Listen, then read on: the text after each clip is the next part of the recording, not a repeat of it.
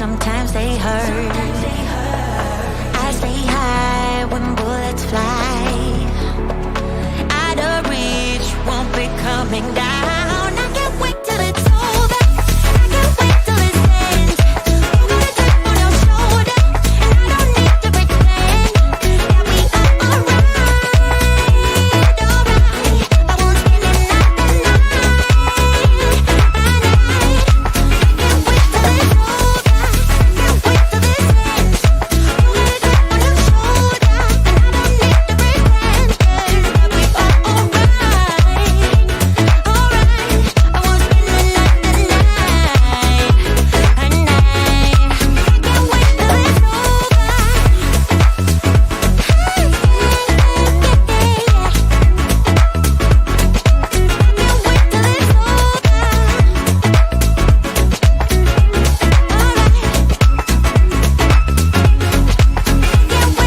over.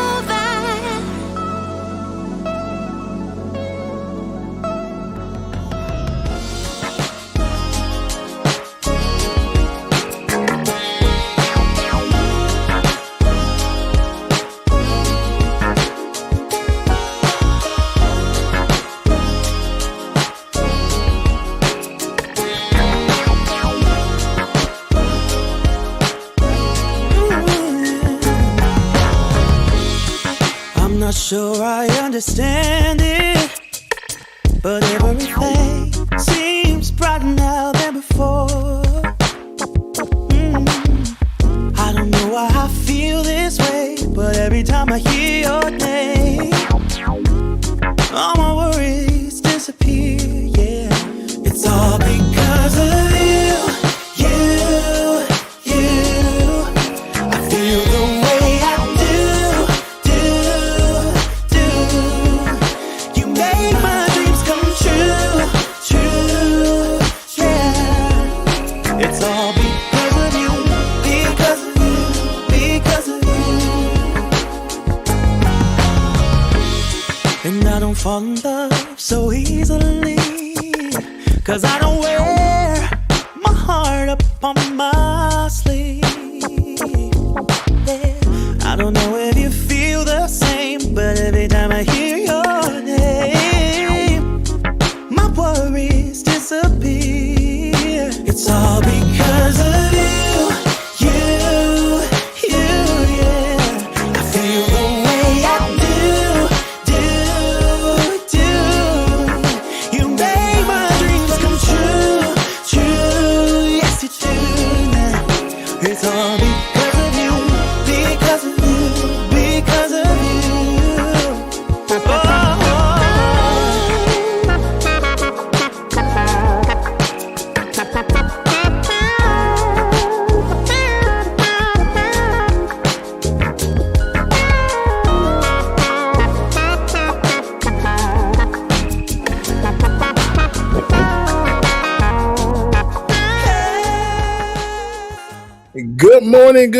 Good morning, people. Y'all know who it is. Y'all know the voice. Y'all know the sound. James Williams, DJ Exclusive, is in the building, man. Like it or not, it's about to go down. Good morning, everybody. Glad to see y'all this morning.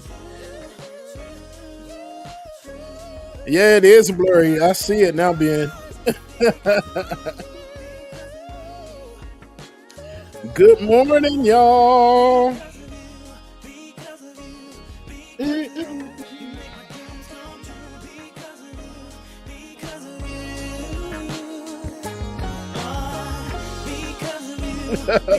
It's real pixelated. Okay, good. I'm glad I'm coming in clear, because I thought it was my connection at first. Good morning, everybody, man. It's good to see y'all this morning. Y'all make sure y'all stay tuned. Rebecca's pulling up shortly. Like it or not, it's about to go down. I ain't did one of these in so long. It feels so weird. But it's still fly, though, while we wait. Love y'all, mean it. I'm still fly, let's go. It could all be worse, I could be a hater like you.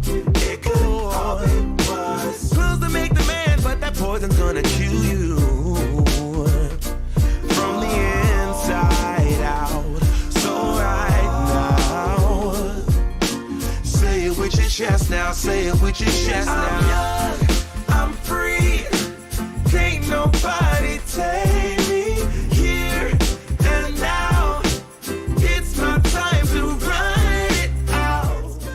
Hey man, if you missed the live stream last night, you missed a good one. It was really good. We were make sure that y'all go replay it. But Ben and I were talking about in the old days how I used to sing to all the music and it would come out so loud it'd be a delay. Used to drive me crazy, yeah. I love it, man. I love it. Good morning to everybody, man. Let's do a quick roll call and shout out while we are waiting for Rebecca to get here. Good morning, Christopher Shaw. Good morning, Meatcakes 87, Vitingale. Good morning, Charlie. Good to see you. Tyler Hackner. What up, Tyler? Good morning to you. Brielle, good morning. Lilly, hey, sweet Lilly. How you doing, Lilly? Good morning. Jesse Camaro, good morning. Ryan Foreman, good morning. And Shabbat Shalom to you as well. Good morning. Let's see here. Make sure I'm missing anybody. Neon Death, good morning to you. Brian West. Brian West. Got to pause the music for this one. Brian West, did you hear that NASA is about to launch a new mission to say sorry to aliens for polluting space? Did y'all know that? It's called Apollo G. I'm here all morning, y'all. Y'all make sure y'all stay tuned. Look, I have secondary audio coming from somewhere, and I don't know where it's coming from. And it's probably because I'm streaming on my own channel. That's what it is. Yay. Make sure that y'all go like the other channel, man.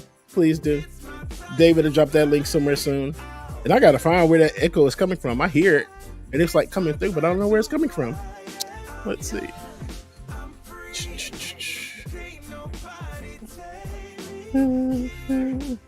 Okay, good. As long as y'all don't hear it, then that's good.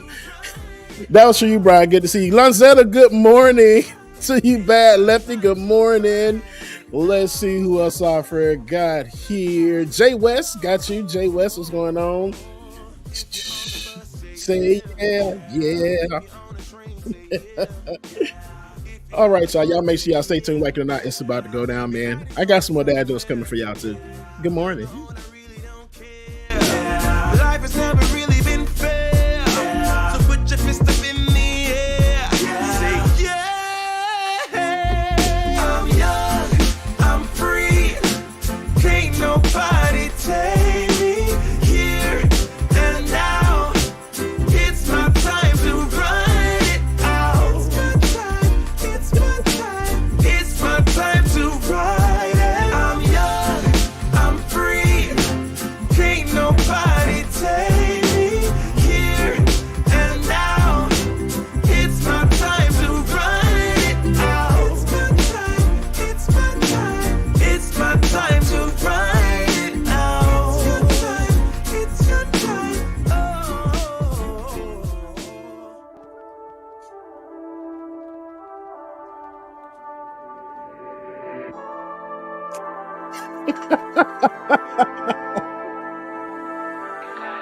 Let me tell y'all why I'm special. I figured out where the echo was coming from. I'ma make you mine tonight. My freaking cell phone the whole time.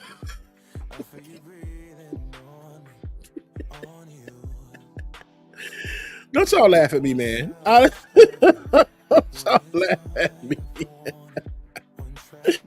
That's what it was the whole time. It's coming from my cell phone. I'm like, oh, Bubba just turned the volume down.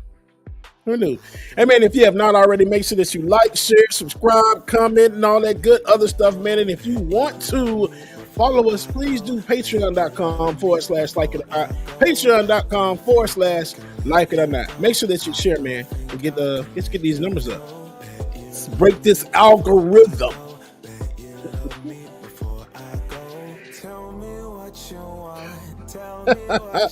So somebody just text me Earth, just one word, Earth. That meant the world to me. Good morning, Mama. Love y'all. Good morning, B. Love you. Mean it. Yeah, StreamYard is tripping this morning. It is.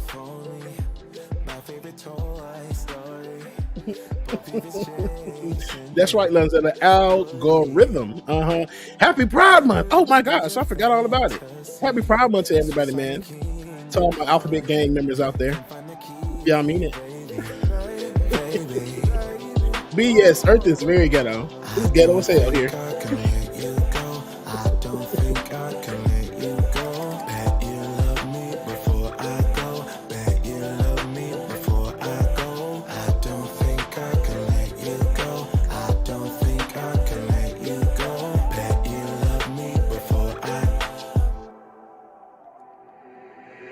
Tell me what you want, tell me what you need, babe.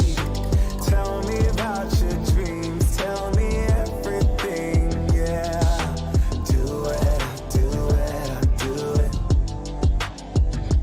I'll do it, do it, do it. Tell me what you need, baby. Tell me what you want, tell me what you need, babe. Tell me about your dreams. Trevor, good morning to you. Perry Anderson, good morning. Right, Perry, we made it. No.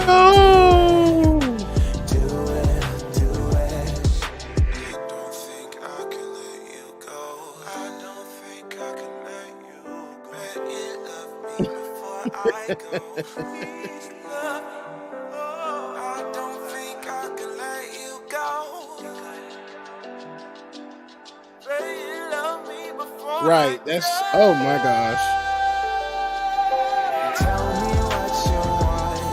Tell me what you want. Right, Charlie, let me see if I can check this link real quick. Let's view on YouTube. Continue to YouTube.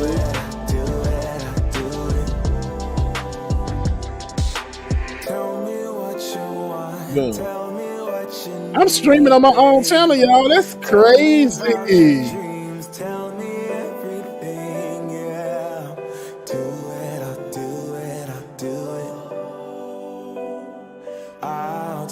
Right, Bad Lefty. I'm shadow banned. It didn't pop up everywhere.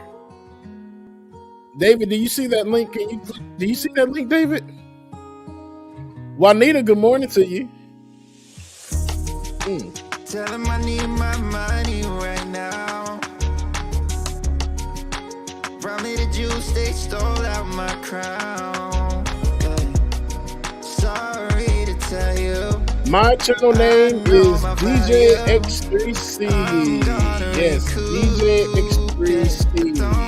I'm checking now, y'all. Give me the line. Don't be wasting all my energy. I keep it tight, don't let nobody get close to me. My heart is right, don't question my integrity. Yep, there we go. Yay! We would be just fine. I thought your heart was like let me put the like button on my own video. Here we go. Come on, man. Welcome, y'all. Welcome. Y'all make sure y'all get everybody to go like and share that stream as well. So I'm trying to get these numbers up so we can get some monetization going on over there, okay? Thank you, David. Oh, that's crazy. Alicia, good morning, Alicia. I'm streaming on my own channel. I've never streamed on my own channel before. That's crazy.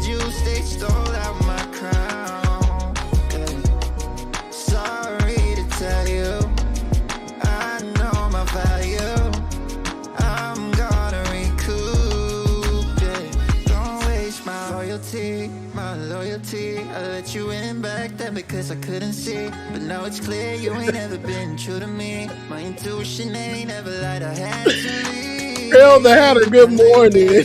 Do what you think you need to do to get your revenge, but you won't break me. Hey, okay, I got one for y'all. Here we go. What does a cloud wear under his raincoat? What does a cloud wear under his raincoat? Thunderwear. Thunderwear. Thunderwear.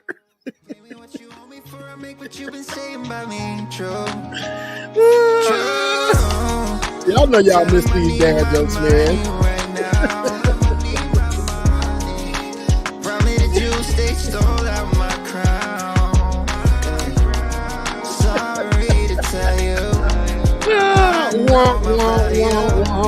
Y'all know y'all love me. Leave me alone. Just because of that, you know what? Hold on.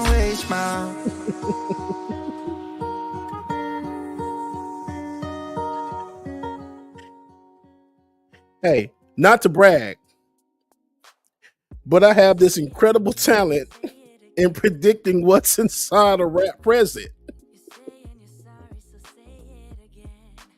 It's a gift.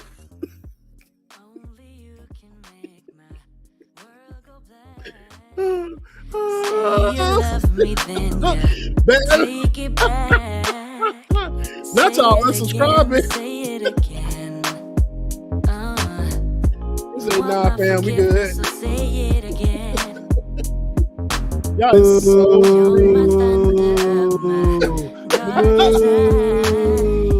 It's haters everywhere we go. You see that? Haters everywhere we go. Cause it's too late. Your time is up.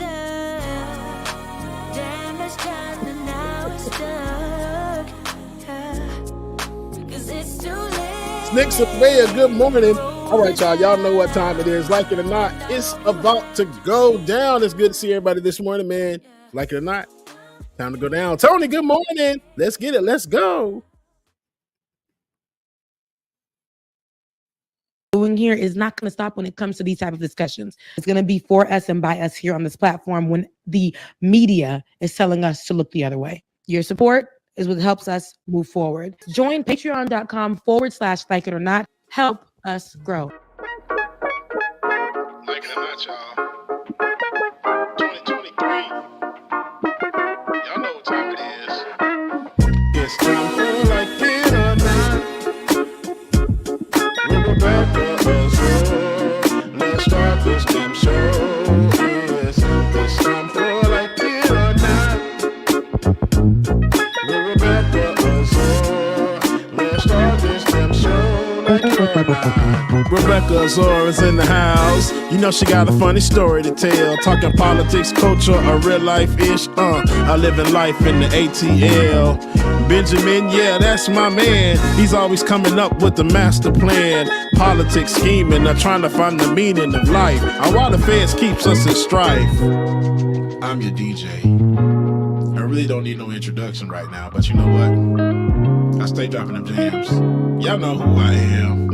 Good hope, dad jokes, culture-ish, politics. What you're hearing right now was the culmination of all of this. I started out with the mic in my hand, and I graduated to a plethora of fans. I love bringing joy to the people.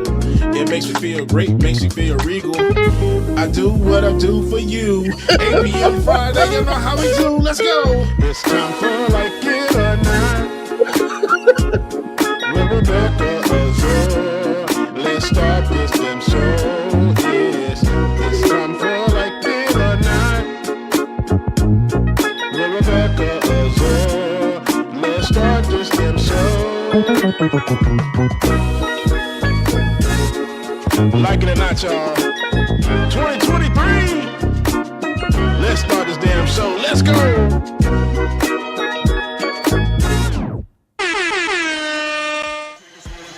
Like it or not starts now.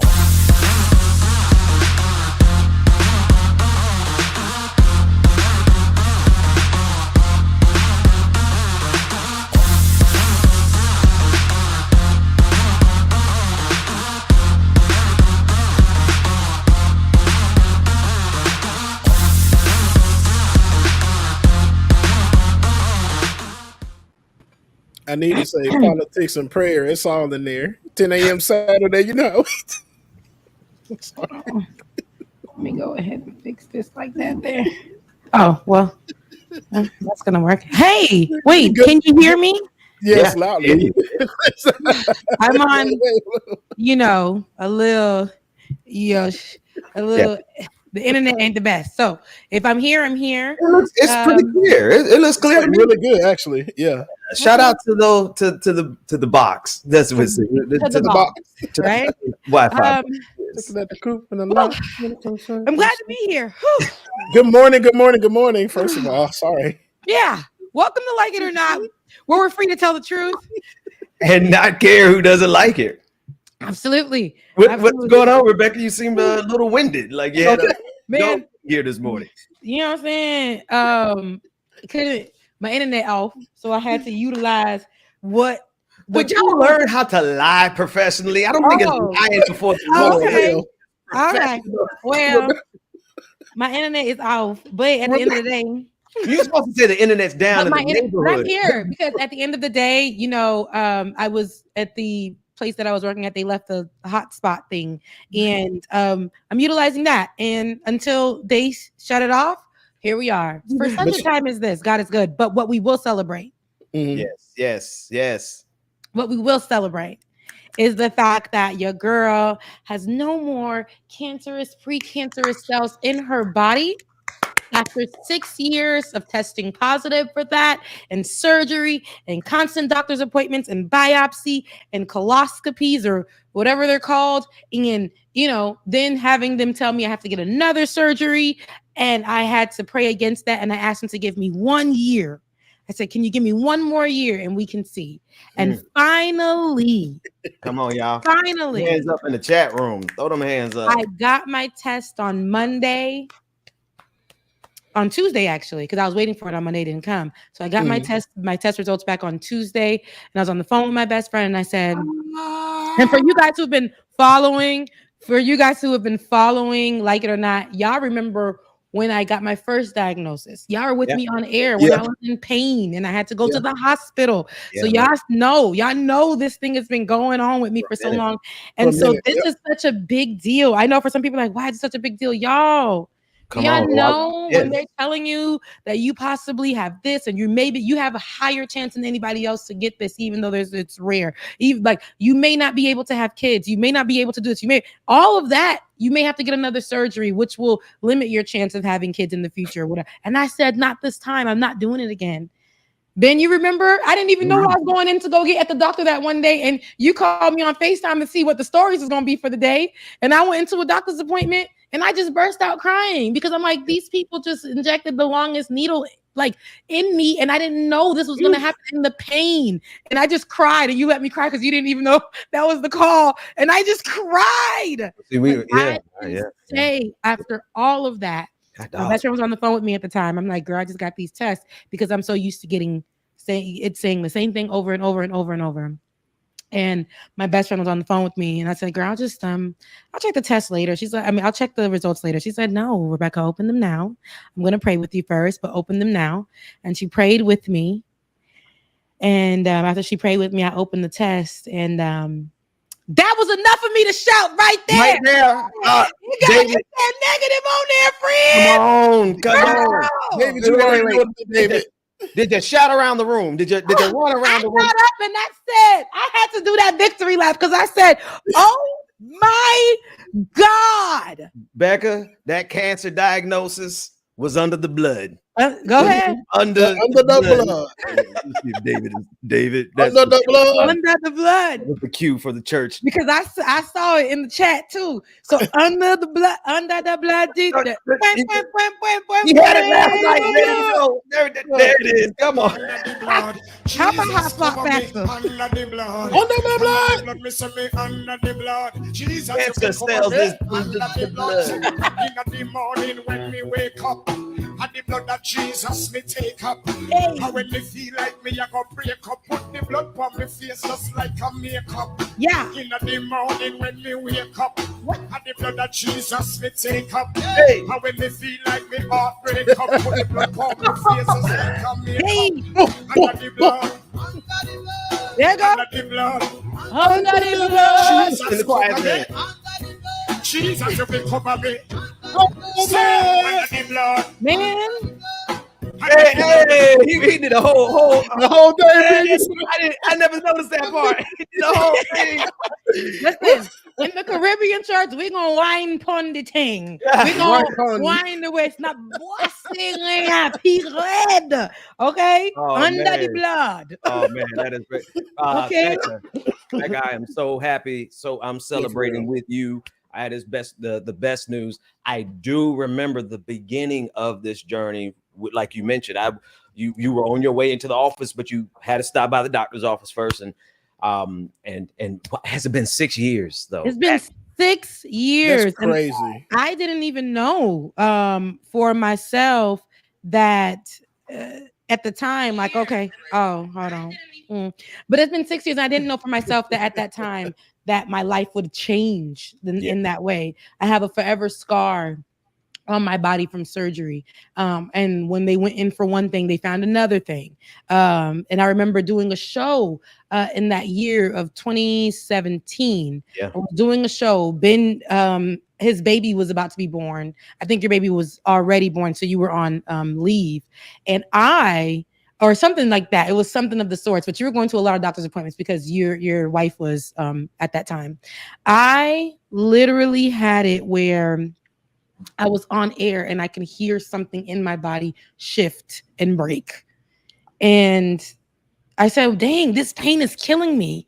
But I know I'm the only person here with the two producers, and I have to help carry out the show that day. And I asked them, can I go? They were like, no. Like, I remember her telling me, yeah, I had something similar to that. I had surgery, but it's different when you're rich and you have medical insurance. I didn't know that I was gonna need a specialist. I didn't know that I was gonna have to go to doctor to doctor to doctor. I didn't know that I was gonna have to get second opinions. I didn't know that was gonna be my life.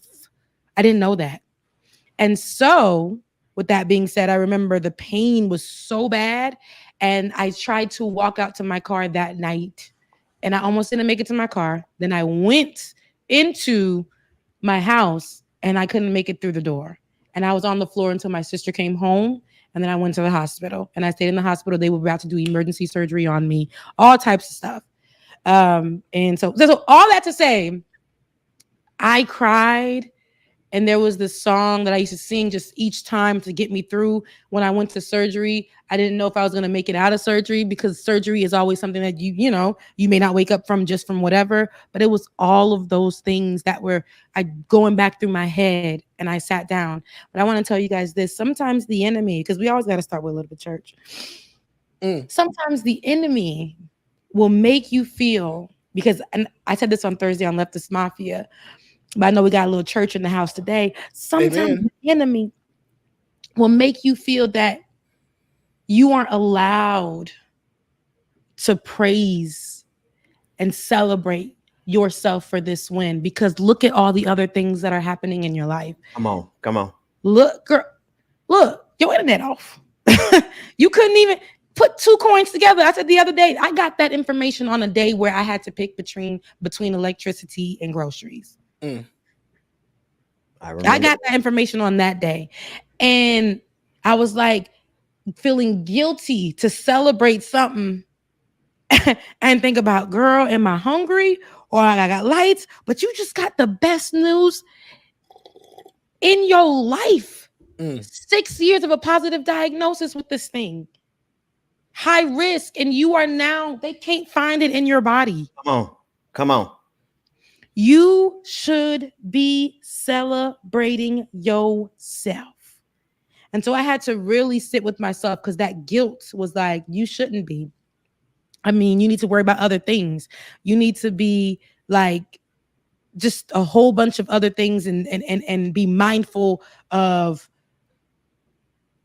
what is a priority right now. And I said, well, I made my health a priority, and I didn't know what it was going to look like, but I gave myself a full year for a different diagnosis. After 6 years, I gave myself a year, and I said, God, I'm believing for a different diagnosis. So I'm going to celebrate that. I didn't know what it was going to look like, but it did. And just because I'm struggling right now in other arenas, I don't know what it's going to look like, but I'm not going to sit here and let myself not celebrate, celebrate, and be and just sitting. I'm not doing that no more. I'm not doing that no more. Your girl is 34. Come on. And honey, Becca, you 34?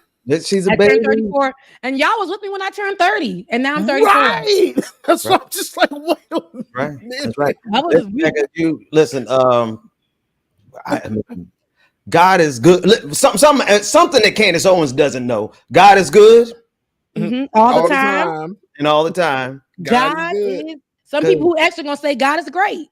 God is great all the time. They're gonna say God is good all the time. There it is. I knew we had an air horn somewhere. Listen, it wasn't too loud, was it? Was it okay? Because I'm like, be scared. I'm like, bust people eardrums. Okay, perfect. Don't let you are so right, Rebecca. Don't let your current situation detract from the major thing that was just given to you. That's nothing but that is the enemy. You was in the house today. He is celebrating with you, And it's just good, y'all. The sun is shining a little brighter. Y'all. It's just like, and this song had came into my spirit, my spirit. I was driving home and I was feeling heavy again because the enemy. So I'm just gonna sing a little short part. I just came into my spirit. And one thing about Haitian worship songs or worship songs in general, but one thing about it is the ones you used to sing when you were younger in the church, you should just sing them, right? But when you get older, you hear them. It's not that you're just singing it anymore. You hear it and you know it from a different place. And so the song says this: "Ou mérite toute louange qui n'a que moi. Ou mérite toute louange qui n'a que moi.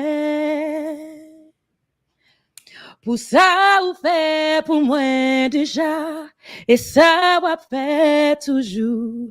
Ou mérite toute louange qui n'a que moi." And that song says, when you interpret it, when you translate it, it says, you are worthy of all the praise that's in my heart because of what you have done for me and what I know you're about to do. Come on. I'm going to always give you that praise regardless. And so that's just, it came into my heart, and I haven't sang that song in years, but it came into my heart when I was feeling heavy. I don't know why I remember the words like I do. I just knew. And I said, because it's just for such a time as this. That's how he's speaking to me lately. And I'm just, if I ain't making it here, I'm rich in my heart. And it's a difference because I remember when I had a little money, but my mind wasn't right. I remember when I had a little money, but my heart wasn't right. But you know what I'm saying? And now we just going through a transition and a pivot, and it's a way that you perceive things. Perspective matters. And I just feel like I'm in a different place in my life. And while I may fall short and I may handle situations a little tough, I don't stay there. And that's just where I'm at with it. Amen. You got to forgive me, but James, were you catching the Holy Spirit or was that a fly over there? It was it was a net that's just like flying around right in front of my face. I'm just like, it's wrong somewhere. It could have gone both ways. It could have been the Holy Spirit right there. It was the Holy Spirit. Woo! Anywho, that's my news, and I'm glad we were able to. What? This is different. Yeah, is it me? Is it my internet? Am I delayed? Because I really don't know if that was like. Fine. You Okay. You're good. Yeah, you're actually really good. That was me speaking for Rebecca's internet. Oh. Okay. You were supposed to do that when I said it. Right. Yeah, I know. My time is up. I couldn't find it until just then, and I was determined to include it. Oh man, listen, but I absolutely this space that we've created here, this Saturday morning thing that we do, the three of us, and the joy, the fact that we can be ourselves. I could be Pastor Ben. You can be Rebecca, the songstress, who will break out in a Creole hymn, and DJ Exclusive could be himself. We all could be ourselves, and we are not. We're not limited by religious dogma. We ain't controlled by anybody's religious cults. We're we are surrounded by people who believe. We're surrounded by people who don't believe. We're surrounded by people who have different faiths, no faith at all. And everybody is celebrating with you this morning, Rebecca. Thank you. Every one of them. It's a party. It's a celebration. And I appreciate I played the air horn, but David took me out to the other thing out. So under the blood.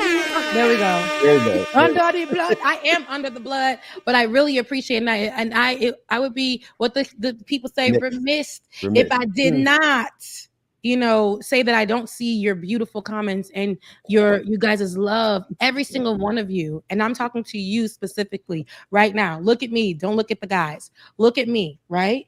And I'm going to tell you right now, two beautiful people are looking at each other right now.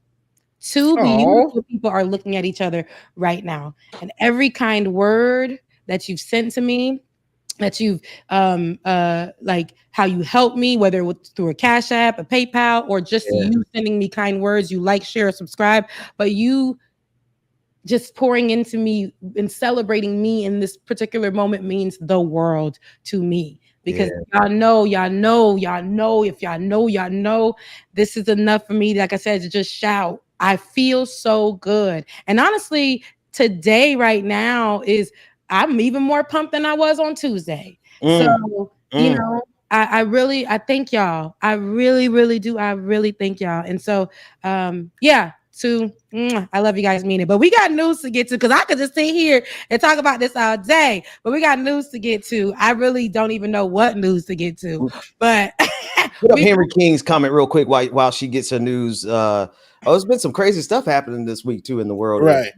Did y'all wait? And I keep asking that mass shooter that would try to hit up Atlantis, all kind of stuff. Atlanta. Henry Not King only said, that, did y'all hear about the story of the man? And Bubba, you sent it to me. Mind you, the way this developed, there was a guy who was clearly mentally ill, had an interview with the local news station in Atlanta, and the local in Gwinnett area. But the with that, because about a mass shooting, or not a mass shooting, excuse me, a shooting that had happened. He witnessed it. They interviewed him. Clearly, he was unwell. He even stated within the interview that he was off of meds.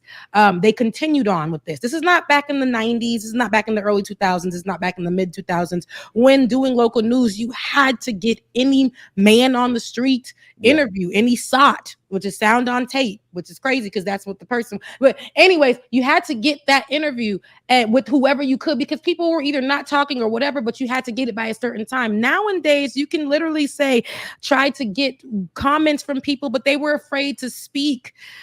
Until next time, back to you, Ben. Like something like that. But here y'all are exposing these people. But and I say this to say on the news while he was saying the interview, he said, "I feel like I'm a snitch." I don't know if that did something to his head. I don't know, but went onto a bus right after that event.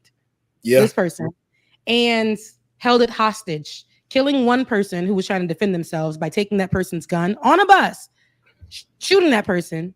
17 others were on that bus afraid. He went and held the driver at gunpoint and had the driver going all kinds of places, hitting folks and all kinds of stuff all through Gwinnett. This was crazy.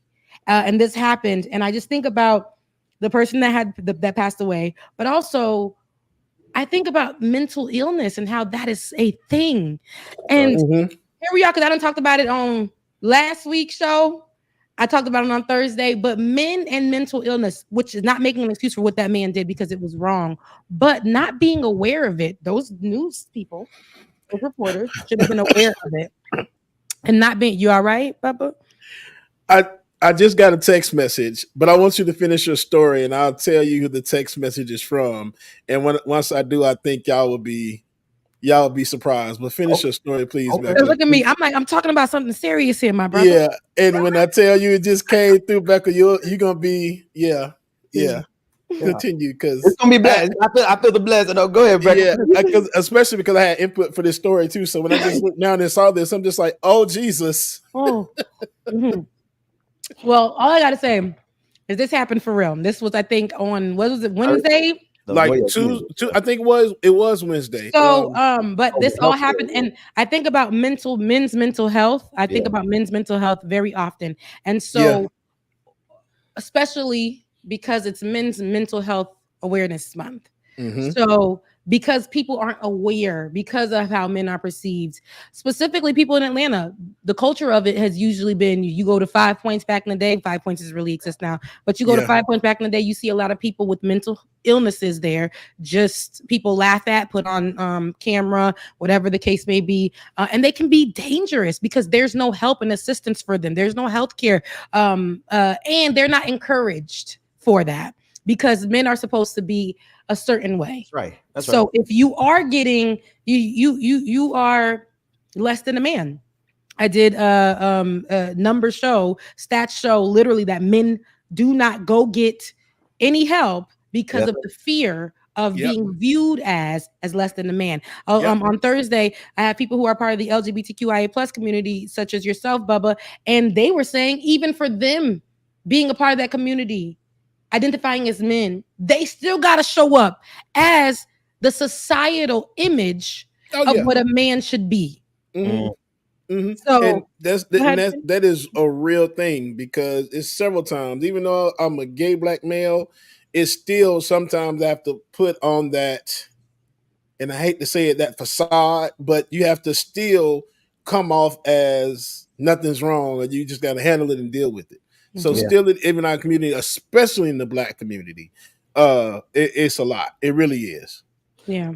You know, one thing with mental health is a lot of times we as men, we don't even, I think people in general, when you don't have a baseline and you haven't had a chance to sit down and talk with someone and actually compare what's going on in your head with what is, you know, happening with other people or society or health or whatever, like just compare what's going on in your head with somebody else. And what happens is like men, we live in these closed chambers where nobody knows the kind of thoughts that are going on in our head but us, because we've never been allowed to talk about them.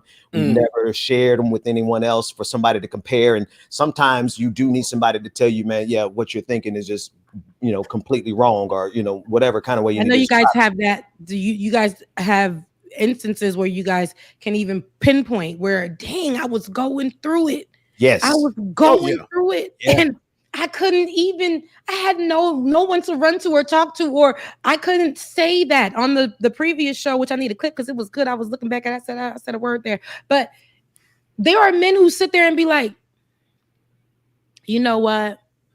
I want to be able to go home and tell my person, my friend, my family member that today just wasn't a good day for me. That's right. It was really, really tough.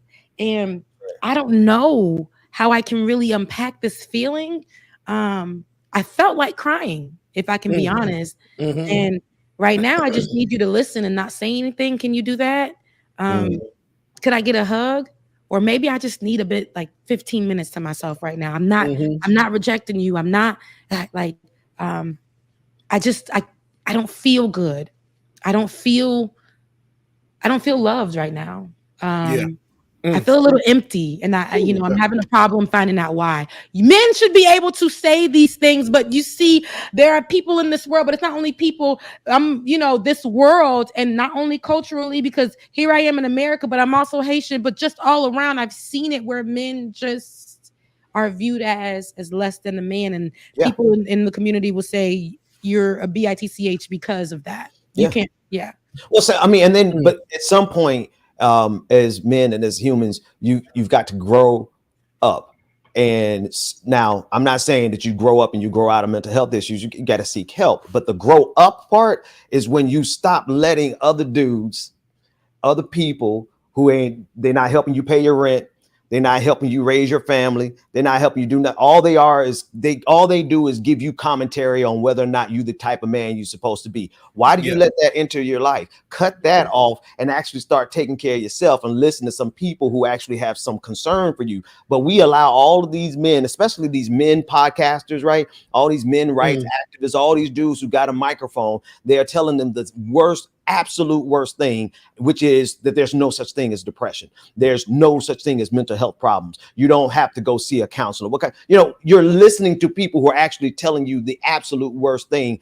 You're gonna have to grow up and cut that off and go find something for yourself and realize that those people don't mean you no good. So at some point we gotta step up and separate ourselves from what we know. We know at this point what toxic masculinity is, what it does, and how many people it has killed. That part. But like what's really, the text message? Because they waiting on that. They is stuck on this text message. Here we go. Who is it? Somebody said it was Dr. Mac. And Perry Anderson was actually spot on. Oh, it was Dr. Mac? Dr. Mac texted me and said, because last night, Becca, we were talking about Dr. Mac. Because somehow Dr. Mac came up and David had on the fly the six packs. Dr.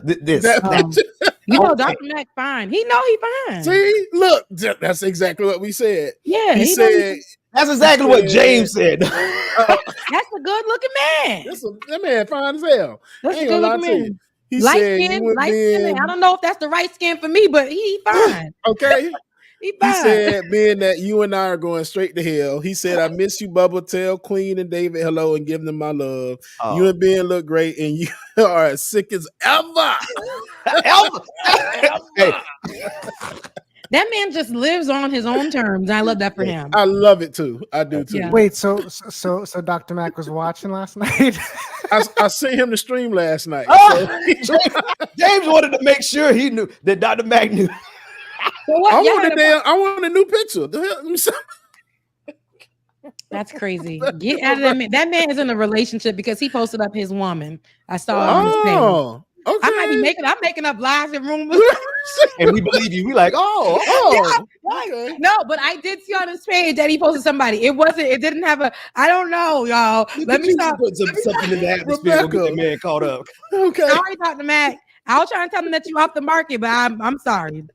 Yeah, I Look, don't know. no matter whether I have it or not, Dr. Mac lives on in infamy on Twitch because he has his own emoji. The emoji. He has an He emoji. does. Oh yeah, he will be Uh-huh. out forever. He will be. He will. Yeah. He's immortal. He's immortal. Oh, But that's God. good for your mental health. You better laugh it up. Find Ex- men you texting your do. phone. It's good for you. I can't stand you. Y'all hilarious. Look at the chat. Look at the chat. No, Man. Anyway, the only reason I bring that up with y'all fast behinds in the chat, the only reasons I'm bringing that up, men's health awareness month, because there's so many other things too. It's Pride Month, Yeah. Indigenous Peoples Month, Caribbean Heritage Month. It's also Black Music Month, because people ain't talking Oh, about wow. that.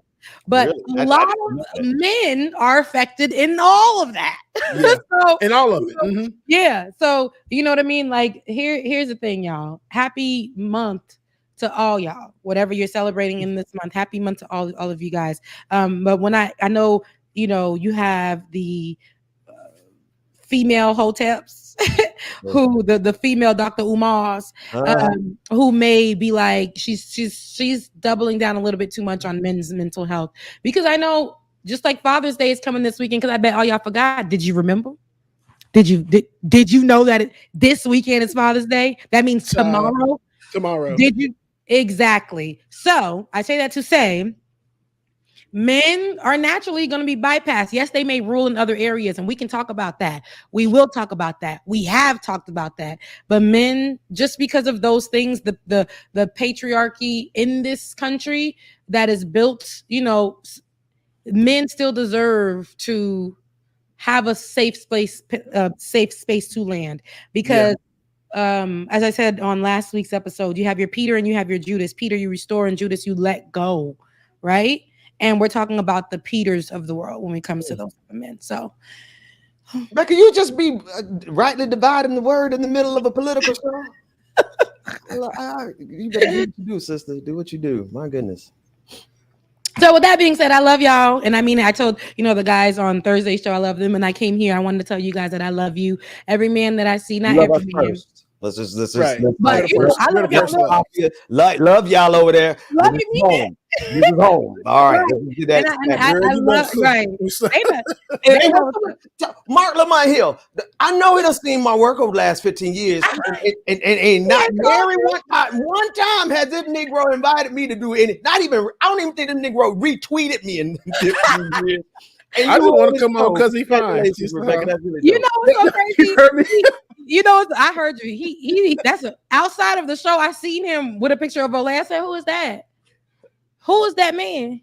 That's not the same people. You got your on-air person, and then you got your street, your on the street look. But anyway, that's a married man as well.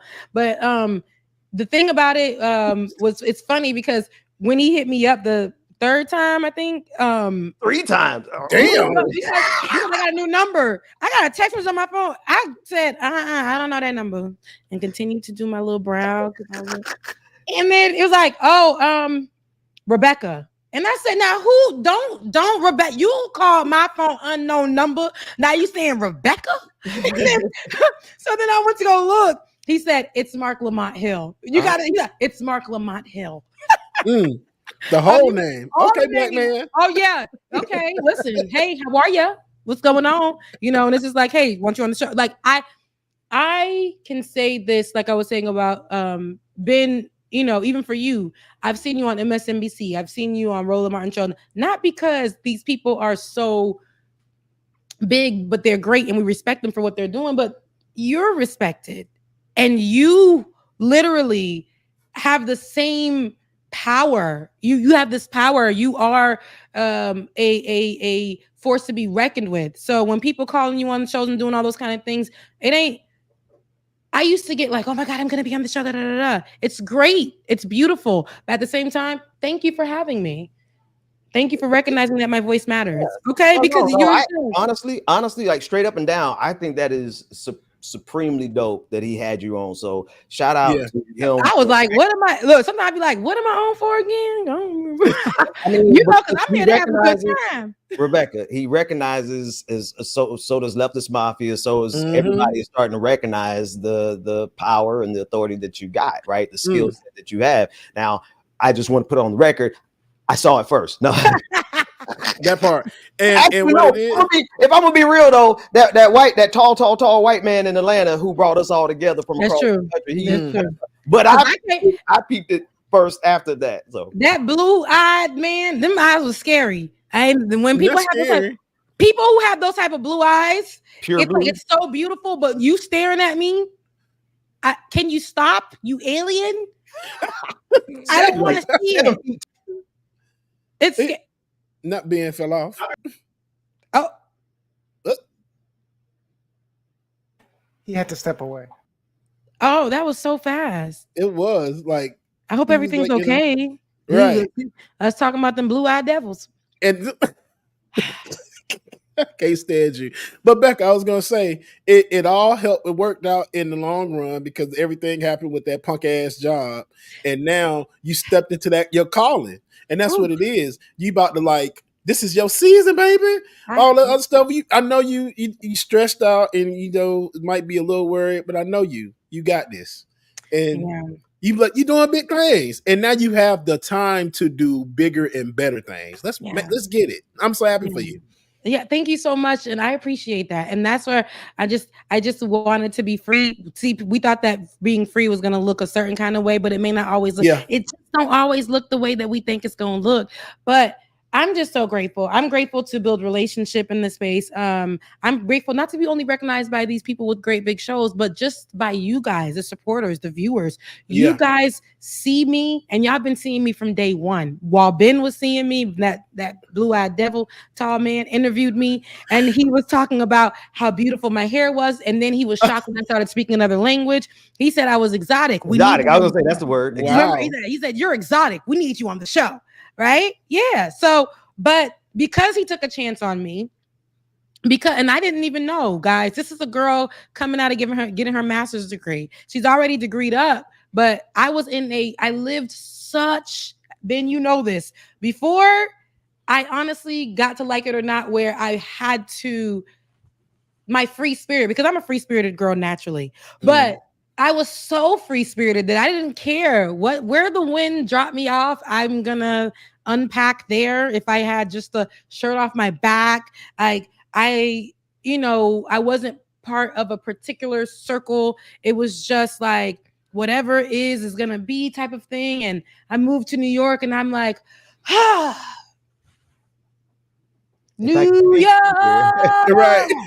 Okay, and then New York. As soon as I did that, I got sick when I stepped off the. I got sick when I stepped off of that damn train, but I still made it.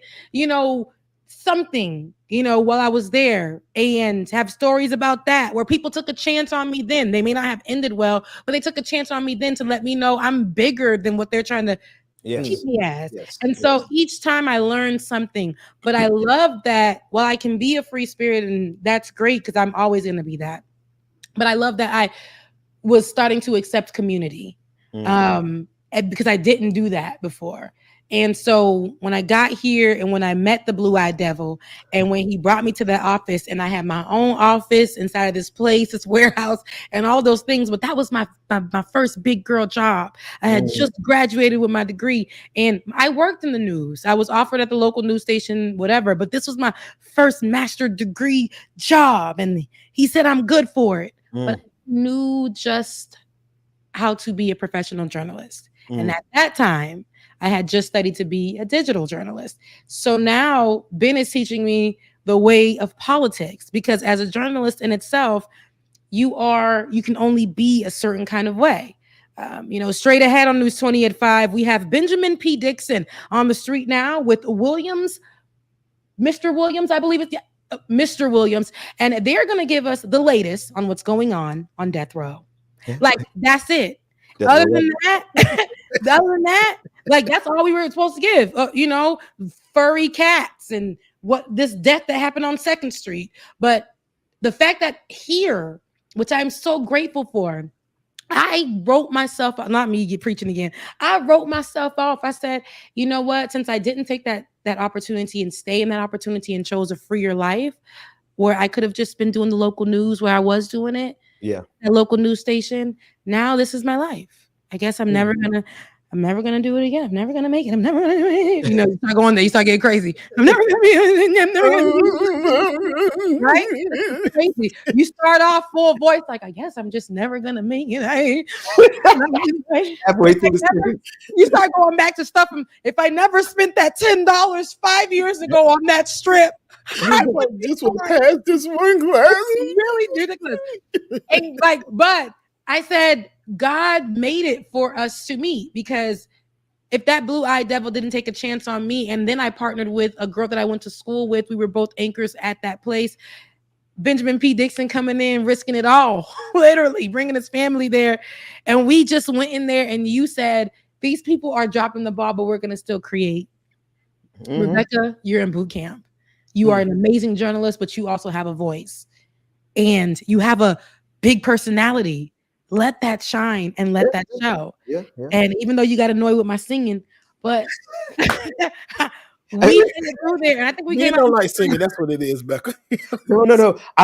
Listen. No, you got to understand though. You get annoyed to us singing all the time. Now we playing. He said, if you play, I remember you told me I was playing some other music, and then you was like, okay, if you play Ronald Isley. Yes. Can we play? Yes. And then I was like, and then I played Frankie Beverly. Yeah, Frankie Beverly. Then I played, no, this one is BJ the Chicago Kid. You said, who's that? Yeah. And I said, it was BJ the Chicago Kid. You was like, you put me on him. You put me on it. Yeah. And then there was Joe. And then we're like, we can do black music. We had to find common music ground. That's all. But then the main thing was, though, is like we were in one. At first, we were in one office, and I'm sitting there trying to prepare. I'm researching. Ben moved out of the office. When I got my own office, it was we started getting along a whole lot better. She was because I'm in the office like, I got earphones. Ben's on the side like, damn. Then I got the TV on watching. At the same time, watching like Judge Judy or something. I forgot what judge it was. I was watching that. I think it's called The Real, not the real. It was the real. Yeah. Mm-hmm. And singing real, and all the same time, I'm trying to get ready for the show at 3:30 p.m. And here go me. That's how I function. That's how I get to work. And Ben was like, he'll make me. I love to sing though. I don't want y'all think I don't like singing. No, he loved it, but it was not. It wasn't conducive to his work environment. So he looked over at me one day and he says, "I'm sorry, but can you not?" I said, "Oh." And we didn't even know each other, James. We were like, not for real. I was like, look, no, for real, come on. I said, no problem.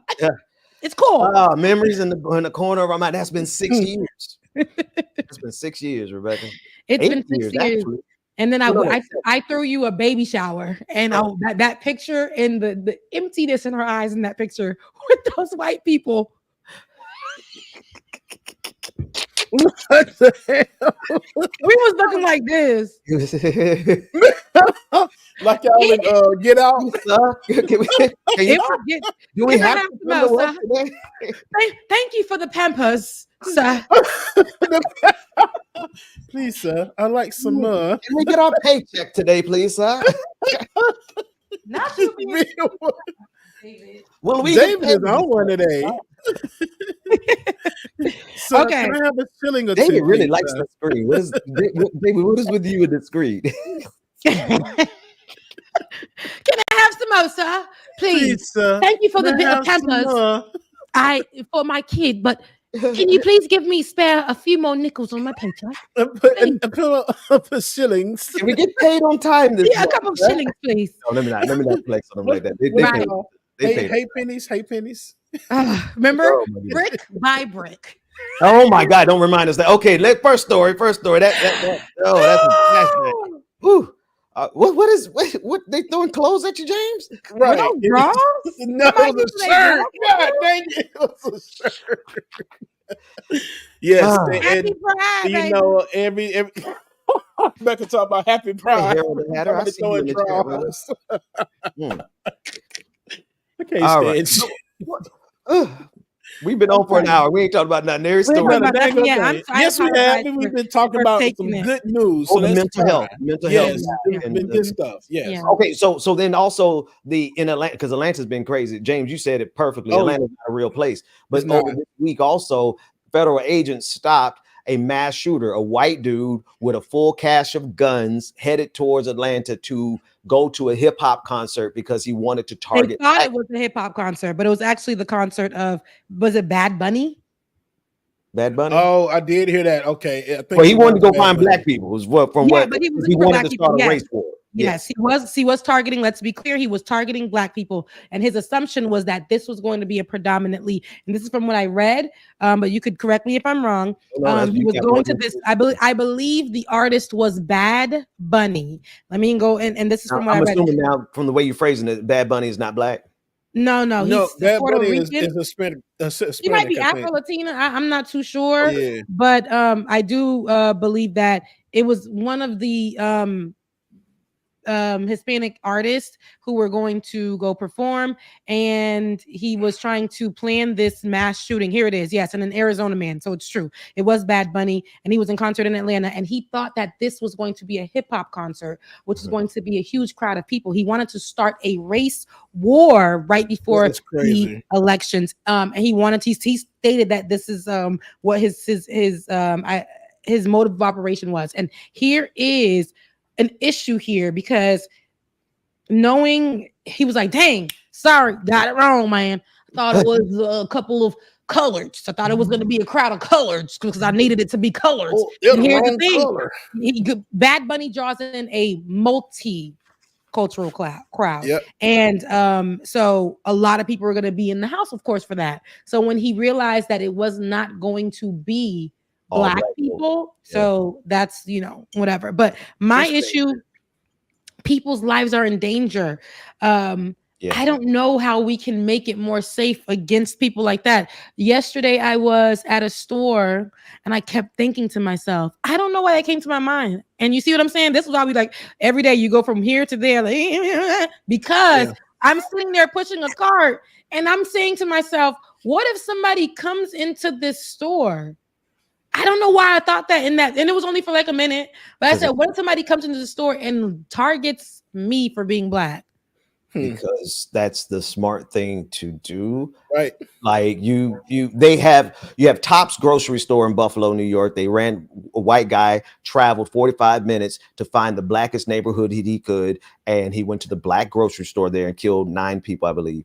You had Dylan Roof, who went to a black church to target black people. You had the white guy back in last January down in Jacksonville, Florida, who drove 30 minutes to the blackest district he could to go to Dollar General and killed 3 black people. You have this guy in Atlanta who just did it. So once you notice a pattern, it only makes sense for you to defend yourself and to prepare yourself and look over your shoulder and see the exits and see how many disgruntled, angry white people are in that place who probably follow people like Candace Owens. It's a good chance if they follow people like Candace Owens and Ben Shapiro and them, that they are radicalized and want to commit acts of violence. It's just, we've seen it. We saw it with the shooting in Quebec, right? I can go in 2014. We saw how many mass shootings have we had where they specifically targeted black folks or minorities because they were mad.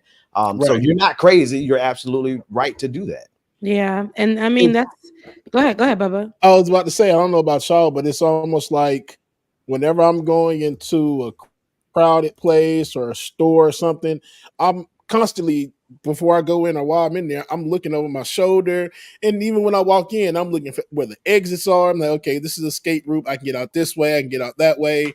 Or what I can use as a weapon. It's crazy now. I hate that. Because I want to say, even, you see, and again, we can go and make this about even Pride Month. I believe we just celebrated the I can't say celebrated, but in memoriam of the people who passed away for last year for the same situation as just because of how they identified as people of the LGBTQIA plus community. So with that being said, like we lost people because of that, because somebody went inside of a nightclub and how many people? 40 people at Pulse nightclub. It was 40 because of how they identified, because of who they were, because of who they are. Kate, are we serious? This is why you fear Bubba, because they may look at you as a black man, and then it's gonna hurt them even more to know you're part of the LGBTQIA plus community. It's problematic to these people that we are not white, that we are not blue-eyed devils, that we are not people who we just are who we are. But the fact that he wanted to start a race war, that's it. That's what they want right now, and to influx that so people can. That's crazy. It pushes people towards Trump, former President Donald Trump. Right. And they'll be outside again. We'll get the replay because in this country, you would think this was they tell us to forget about slavery, and you would think the actions of the people were not like their ancestors. And it is. They're out here. It wasn't too long ago where I was sitting with you, Ben, and covering the news, and we were talking about people outside with tiki torches in the name of Donald Trump, going towards people's houses and threatening to burn down communities in the name of Donald Trump. Also, people who were till this day, if you go down and back at the crib in Palm Beach and drive under the bridge, they are still holding up signs. They've been holding up signs since 2020 in the name of Donald Trump. Police officers in the name of Donald Trump. That thin blue line. Remember that season of the thin blue line? And they created this whole commercial. This came up on my timeline where I did a story about them having a association to protect them. And they literally utilized verbiage that said in the freaking video. And I wish I can go get it. It was an actual like documentary like video from the NYPD like association something, you know, association of the Associated Association. And them police officers stated that there is racism. It's called blue racism. Police officers in NYPD. They said there was blue racism and that they were fearing for their lives. And Donald Trump is the one that made them believe that they were the ones that were being targeted, attacked, marginalized, being put in the other group. Meanwhile, the people, just for being gay, we've seen police officers beat up people. Just for being black, we've seen them take our lives. Just for talking back and having the audacity to read your own rights to the police officer. You may not live to see another day. And the police officer may get a slap on the wrist and this story will be buried. We have people where a police officer allegedly ran over somebody. And this was years and years ago. That's just coming out as news today. Breonna Taylor's murder wasn't talked about until months later. Right. So all of this to say, these things that are happening and the things that we fear in this world, especially for marginalized people, in more ways than one for a few of them, and we're also scared about what's going on in this world. And when we think about things like what could have happened at the Bad Bunny concert, it's not a one-off. And I think there's so many other shootings because now they labeled, it's been so many mass shootings. They've labeled them 4 or more. Yes, right. That's a mass shooting. It's mass shooting, yeah. And they've stopped covering 4 or more, like they've stopped covering the amount of people dying from COVID. Preach, black woman. So I'm trying. Let me cook. Come on now. So with that, we have to be mindful that situation. And I know that news happened just the other day, and we're looking at it like, oh, that's crazy. Thank God they stopped it. Only because they didn't really stop it. He stopped himself like, oh, it's not coloreds. Let me make sure I do my. That's why. That's a one-off, y'all. That's a one-off. What are we putting in place? Why? Because we're not talking about it no more until it. What if it did happen? You know what we would be talking about right now? The same thing that we've been talking about since we first sat on them seats in that warehouse. Gun control. That's right. That's right. We have not circled back to that conversation, and I have yet to hear it within the conversations or debates that these people are having about the state of America and its people. No, nobody's talking about gun control. No, they're not going to talk about that. Rebecca, remember the spy shooting in Atlanta, right? The white man who went into the massage parlor and killed right Asian women. I can't say right here, but in the area. Right up the road, right up the road and around a couple places in Atlanta. Then you had the Tree of Life. Thanks to Ryan Foreman in the chat room, reminded the Tree of Life shooting in Pittsburgh, Pennsylvania. Like, you have so many mass shootings now that the news can ignore it. That's what's going on. So many people are getting killed, and so many of them are rooted in racism. The newest thing that's happening, the new trend, is that the white, there's a word I want to use, but I can't. This group of white folks on Twitter who's driving these narratives, they're now blaming all mass shootings on trans people. Yes. Trans people. But, right. I'm not even sure that we actually have had a mass shooting by a trans person. And then even the justification for the one they do bring up, they're now trying to make every single mass shooter a trans person. So they're going to do something about mass shootings only if they could blame trans people for them, not angry white men who are spoiled, children who've never been corrected in their life.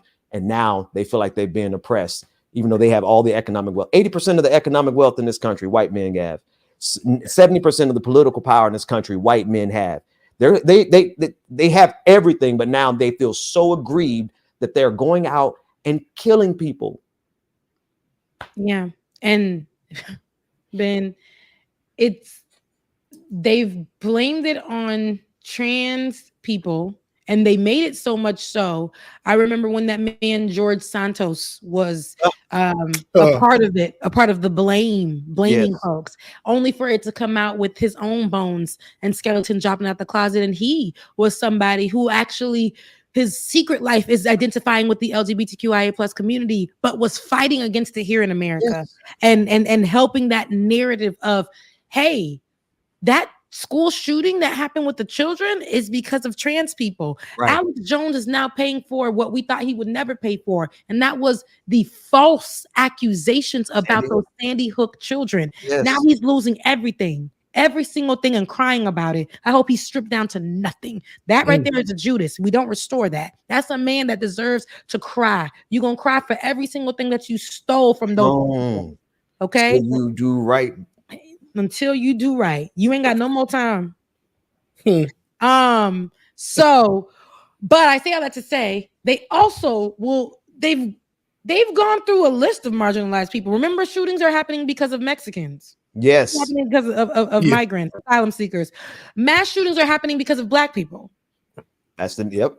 They're dangerous. That's what they'll do. They'll go down the line of marginalized communities that they do not want to help, or that they say make them uncomfortable, or that they feel like is a part of that conservative view that they have to stick on, even though they're actually living outside of that narrative, of that box, of that rhetoric. But in public, they have to present as, oh, I don't go with this. I don't. But listen, each and every one of y'all benefit from abortions. Y'all benefit from living your life as who you want to and been loving who you want to.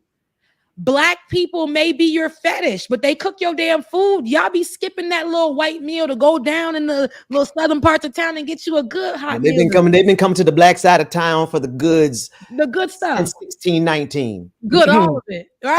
All the goods. All the things. And then y'all, the migrants are the ones that are the hardest workers, because none of y'all can't do nothing. Y'all lazy. No one's doing well. They're hip, and their diabetes won't let them pick these vegetables. Okay. Now, I need y'all to let the price is going to. Let me stop. Benjamin. Skin aging like an avocado. Not all of y'all, but some of y'all without good heart, skin aging like an avocado. Hairline can't stay in place to save your life. You've been struggling with your hairline since birth. Benjamin Button. But- You ain't no good in life. Because you ain't no good in life. Sister, you had every surgery on earth, and now you look more skeletal than what you were trying to do before the damn Ozempic. Oh, Becca. You just not a good person. Marjorie Taylor Greene. You look like, you know, they say black folks, they love when we walk by, the white folks be like making monkey sounds. Marjorie Taylor Greene, what do we say about that face? Unga bunga is what we say. I've About seen orangutans. And I can't say you ever seen an orangutan and Marjorie Taylor in the same room. Marjorie Taylor Greene. Me no like. Rebecca. Stop playing in my face. You know why I say that? Because Marjorie Taylor Greene is part of the problem. She's an Alex Jones sitting in the seat of representative for Georgia, and she knows that it's problematic. Each and everything that she says, she literally said when that shooting happened with them children in Texas, in Uvalde, Texas. She said that was a conspiracy. She blamed it on marginalized groups. She stated that wasn't a real shooting. She pushed that information out. She allowed pages on the internet to carry out these lies in Facebook chats.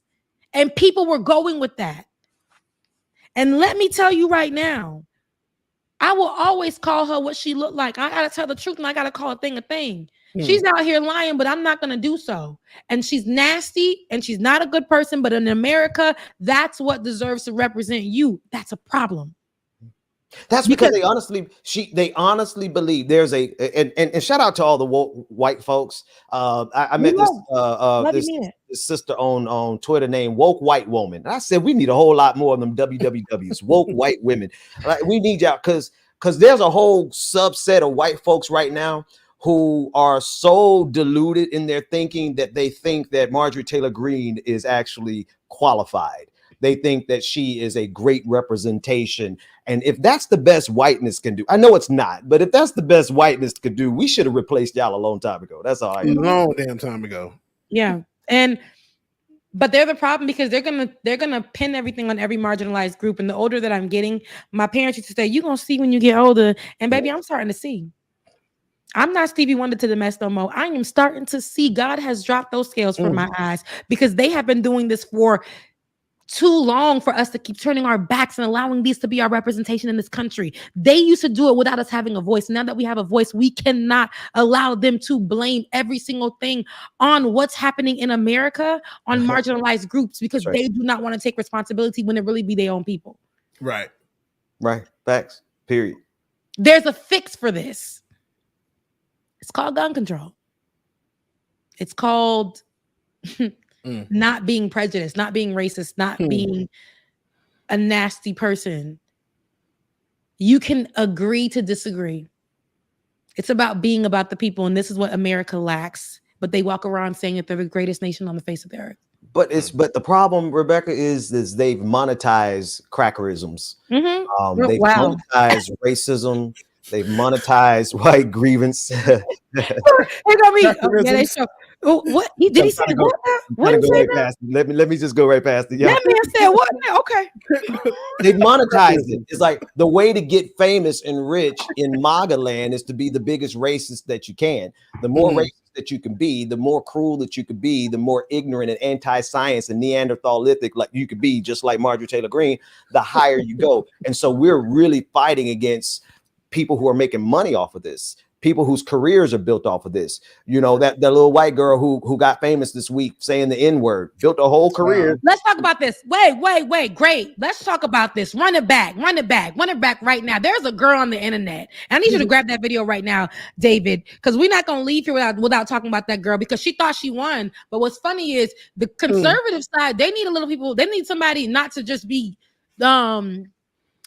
out with their racism and saying that I knew that they were going to pick me on the other side, so that's why I did it. No. She gonna be dropped. She's not gonna get that career. They want those to It's be over like, already. they want Already. those to be oppressed and not say what their agenda was. You can't say what your true agenda was in this, to act. It's saying that you're fake. So you were only doing this. So you're not really racist. We need the pure racist. Oh, no, they got her on that.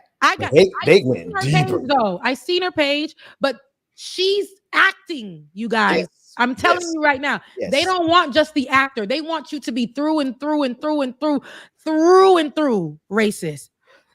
Okay, so play the video, not just the video. The first time she said it, and then we got to give you some developments in the story because her career is already over. The white folks ain't having it. You're doing a little too much. They're scrolling. It ain't it. It ain't that one. You want to go? Let me find it for you, my good brother. Yeah, we'll send it to you in a second. In the meantime, too, make sure that y'all. I'm streaming on my page now, so please, if you haven't already, please go like, share, and subscribe to that page. I'm trying to get these followers up. Yes, I already subscribed, James. Congratulations on getting that. Send your page in the chat so I can go ahead and subscribe right now. Let's get them numbers up so you get that monetization. Okay. All right, here we go. Her name is Lilly llddiiss. Did you get the video? I can't see the video right now. Okay, so here we go. Lilly llddiiss. I'm gonna send you the video right now so you guys can see it, because here it is. And I want you to be just so outraged, but I was outraged, but then I wasn't. And I'm gonna tell y'all why. Because I knew she wasn't scared of anything. She's on TikTok. She's a white woman. She used this word. She knew it would go viral. There's a formula for this. And if you can't be dumb. There's a formula for this. Wait. And what is this picture? Yeah, she just put that up. She just put that up. Yeah, this was not the kind of content that she had on her page before. She was saying racist, right, conservative things, but not in full. Now she's in full right now. And so now she's saying this is right now a character. You will not see her after 2 months on any conservative nothing. She's just going to be on the internet.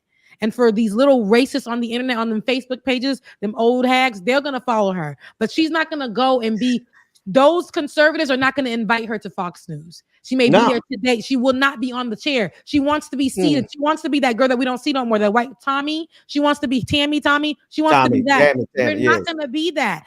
Tommy was full on. You came out and you said your agenda. You literally said that this was what you were doing. They don't want somebody saying that out there. But here's the story. No, play the video first. It's in the article. Play the video first. Scroll down a bit. Mm-hmm. I think you might go. It's right there. It's right there. It's loading a little bit. Mm-hmm. Just click that play button. Maximize the screen and you just go right there. Click the play button at the blue one in the middle. It's gonna come up again. I can't stand you. And you know what's funny? Well, while he's doing that, she really thought she had it. Like she really said it like, oh, I know how to say the N-word. I could say it just like him. Watch it. Here we go. Married to broke ass niggas. Everybody I know who's married right now, they're married to broke ass niggas. And they don't care. We don't give a fuck about your money. I couldn't care less about your fucking money. Okay. Everybody I know who's married right now. Okay, so that was the main video. This is just a snippet. So I'm just saying that the way that she said it lets me know that her life before this, she dated men that were black, or she's been around people that were black. It flowed off of her tongue because the people that she was around, she was at some point. What did they call that back in the day? She was acting what them black folks that want to be white. That's what she was acting like. And now, or it was something else. But here she is, right? Wiggers, because she was broke ass wiggers, and she was definitely a wigger. And so here we are, and now she's using it. She thought that people were just going to pass by that, so it really wasn't her agenda. But she had to play it because she works. Here's the kicker. We're gonna unpack this, okay? After this went viral. You know what the internet did? It did their thing. Okay. It did their thing. She doubled down in her response. When she doubled down, the internet did their thing some more. They found where she worked at And in that job that she worked at, I want to say the name of it, Rolf of the Carolinas in Wilmington, North Carolina. That company is Black, female owned. And they were like, hell no. She was supposed to be there as their the business development, marketing, and sales manager at the company. She wasn't there long, and she was working with another company alongside this company. But this company said, we don't know her, but she's representation of us. She's working with a third party that we work with, but she's out. She's out. And so that was the issue, because she then put out a video.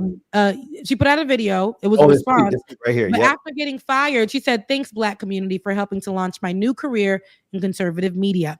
You all played your role well, like the puppets that you are. But go ahead and play that response for us, David, because I want to show you how white folks, when they know they're going to get something out of it, Kyle Rittenhouse, they double down. So a recent video of mine seems to have upset members of a certain community. And look at her shirt. All the backlash just really made me, just really do a deep dive, like do a soul search. And after all that, I still couldn't find a care. You're going to call us racist. You're going to call us potential Timothy McVeighs. Fuck you. Can I tell you about this guy? Andrew Breitbart died naked on his toilet. Let me tell you, there is no sleep for the weak. There will be no rest for the wicked. She gonna sit here and be looking for stuff, because after Fox gets done with them, she's gonna. You see how she changed her look immediately. If you go through her page, she's trying out different looks, trying to see what works for her. For this particular one, she tried to go with what looks racist to people. She tried to do it. She wanted to do, the hair has volume. It looks great. She wanted to wear that American t-shirt. She wanted to do all of that. But she wasn't doing that in majority of her videos. Yes, she was trying to lean in towards that conservative vibe, but she's starting to do this now. Really? She's starting to go. Look at her. Pro-guns. All of a sudden, pro-gun. She knows this is going to pay for a while, but... it didn't. Can I give you the most recent update? Do you know the most recent update already? No, go ahead. So, this is the third update. David, go back to my link. So, turns out, Rebecca, that she has a picture of her baby online. And the group that she's trying to sell to, which is racist white men who are lonely and horny, the incels, they're called groypers. They found the picture of her daughter or her son, whatever, I don't know the gender. And they saw that baby had like maybe 1/1000th of brown skin. They peeped it out. They said, no. Let me see this little baby. They said the baby is colored, and because the baby is keep the baby off of our site, because we don't. That's the baby, and we're not putting the baby out there. No, we're not gonna put the baby up. But they ratioed her on Twitter. She was talking about, here we go. And anyway, this is my tweet. The great crack ring of 2024. They said, your child doesn't look right. I'm not playing with these devils this year. They said, your child doesn't look white enough. So how does this help us? LOL, race mixing L. And then she came back and said, just because your wife bangs black dudes doesn't mean I do. This is the funniest reply ever. He said, I'm incel, you foul mouth. Isn't your baby brown though? And then there they found her. The baby is not white. That was 2 nights ago. It got worse. Now, David, go to her timeline so I could show you the picture where now they're investigating whether or not she's actually a woman.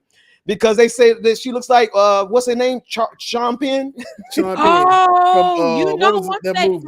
that side of the internet gets to you, they're going to call you a man. They're going to make that.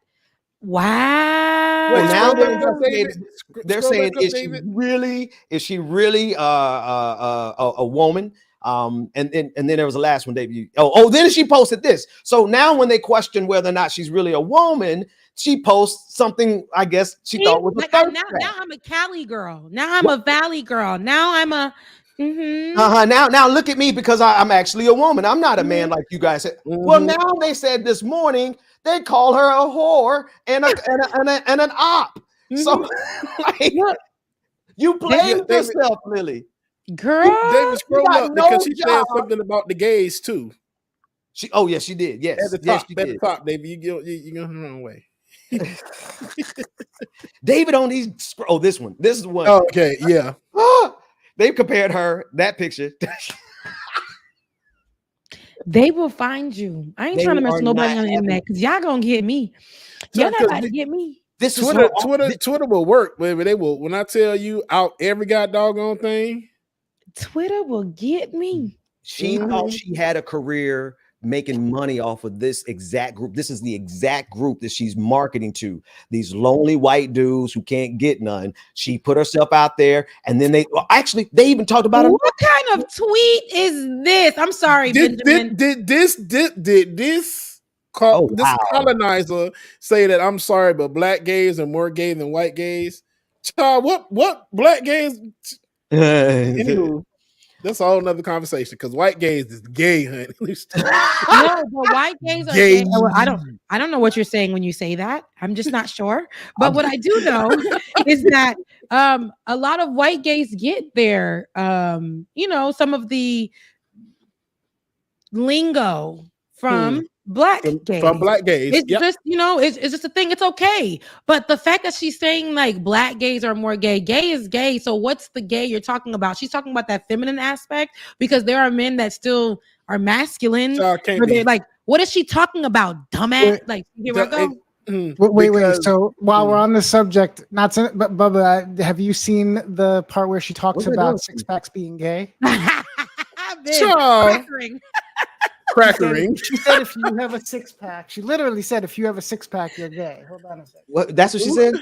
Yeah, I hope the audio is Dr. good. Matt. All of her videos are coming up low on my end, but let's Rebecca. Now she's like now speaking to the men right now. So I think you guys are really worried a lot about your gym muscles and that it's not like perfect or whatever. I don't know what I'm doing with this fucking avocado. But girls don't care. In fact, I actually do not like gym guys at all. And let me explain to you why. So, you know how you guys are not a fan of like fake eyelashes, fake fingernails, fake lips, fake boobs. I don't know, fake hair. I don't know. You know that look. You know what I mean? Well, that's exactly the equivalent for girls with super extreme gym guys, like who have the perfect body. It just seems like, like you're obsessed with yourself. All you do is look in the mirror and you're doing all these fucking contortions with your body. That's weird. You know what I find hot?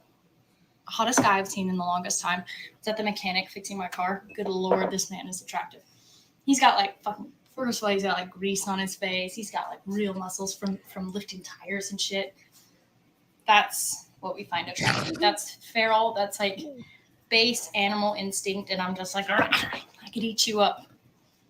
That's attractive. So he was don't be black. worried about going to get your perfect six pack. It's a little gay, to be honest. Little gay. Don't get offended. I'm just saying. See, like, I bet you that's all you're gonna see her put on there. Salt and pepper. Salt and pepper. But first of all, you can eat avocado the way it is. She don't know. So she went from a trad wife, traditional conservative wife.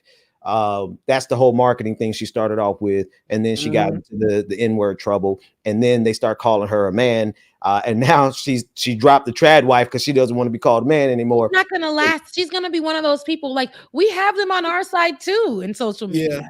They be on like black folks get on the internet and think they just because you do this and blah blah blah, you're gonna be viral. You're viral. They will make dumb people viral. Yes, some of y'all won't make it. She's not gonna make it.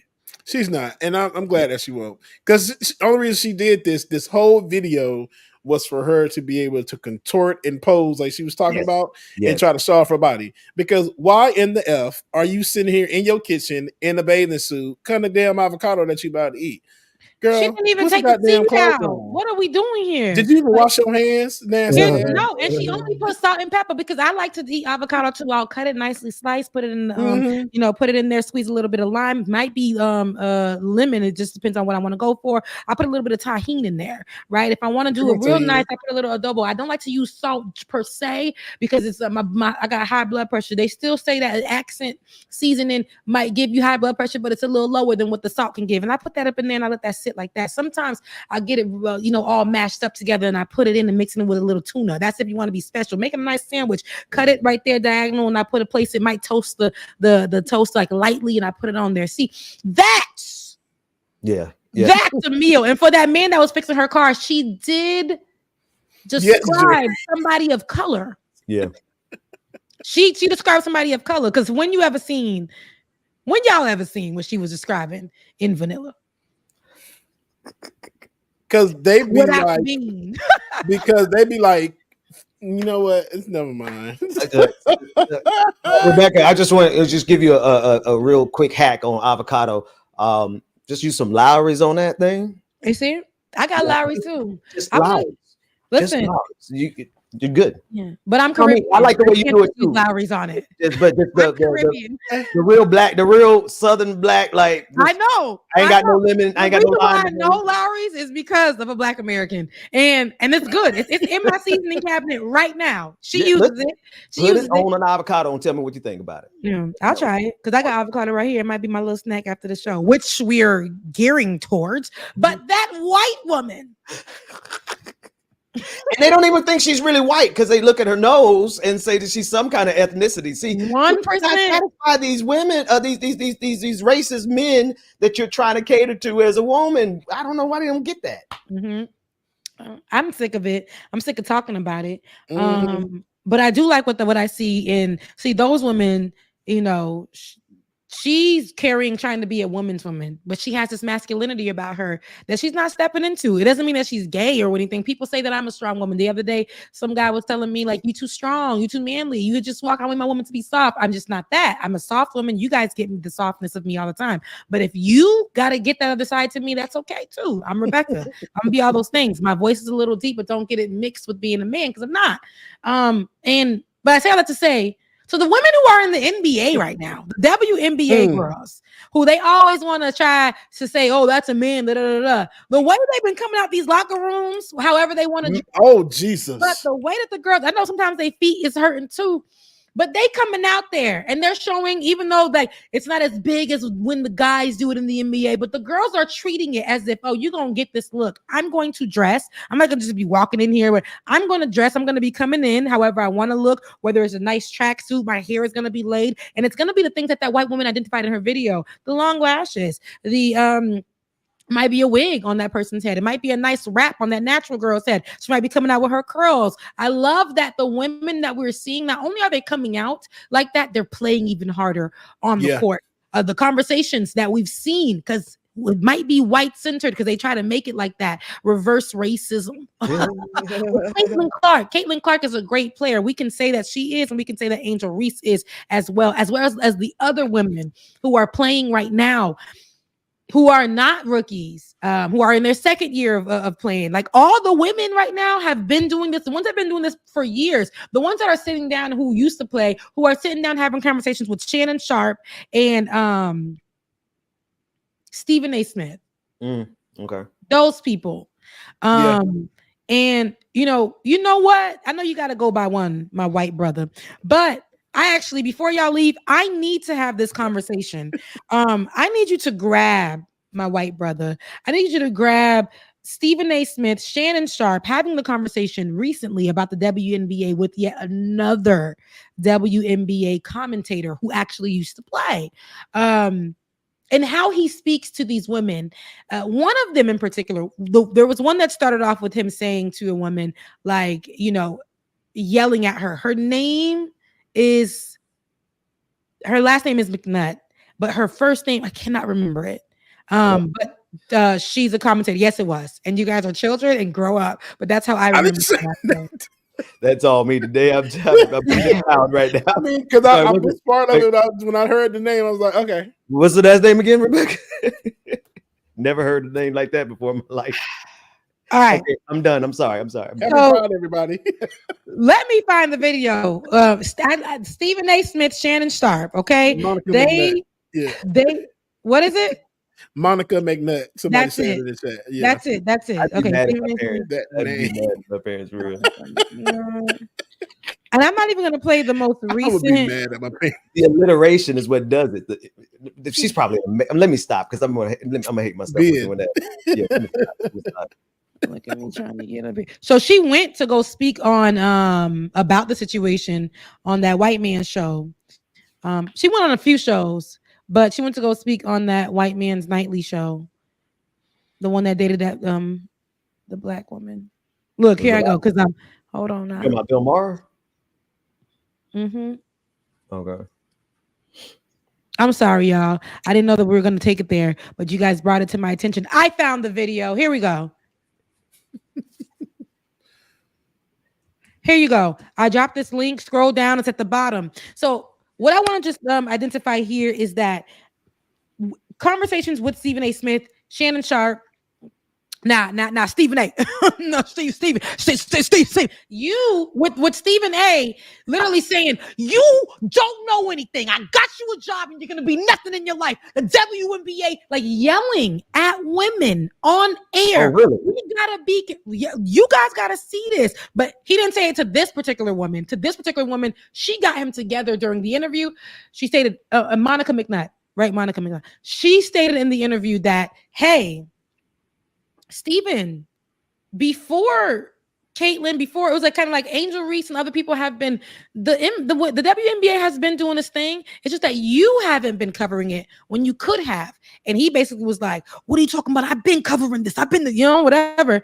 And she stated, no, you know you could have. And he tried to get her together. And she said, no, you know what I'm saying to you right now, right? So I know this was like 2 weeks ago, because he's also doubled down and gotten even worse in his interviews with women, because he told another woman that her career wasn't going to really go nowhere because of how she was covering the WNBA. So let's have let's take a listen on this one from like just a couple weeks ago.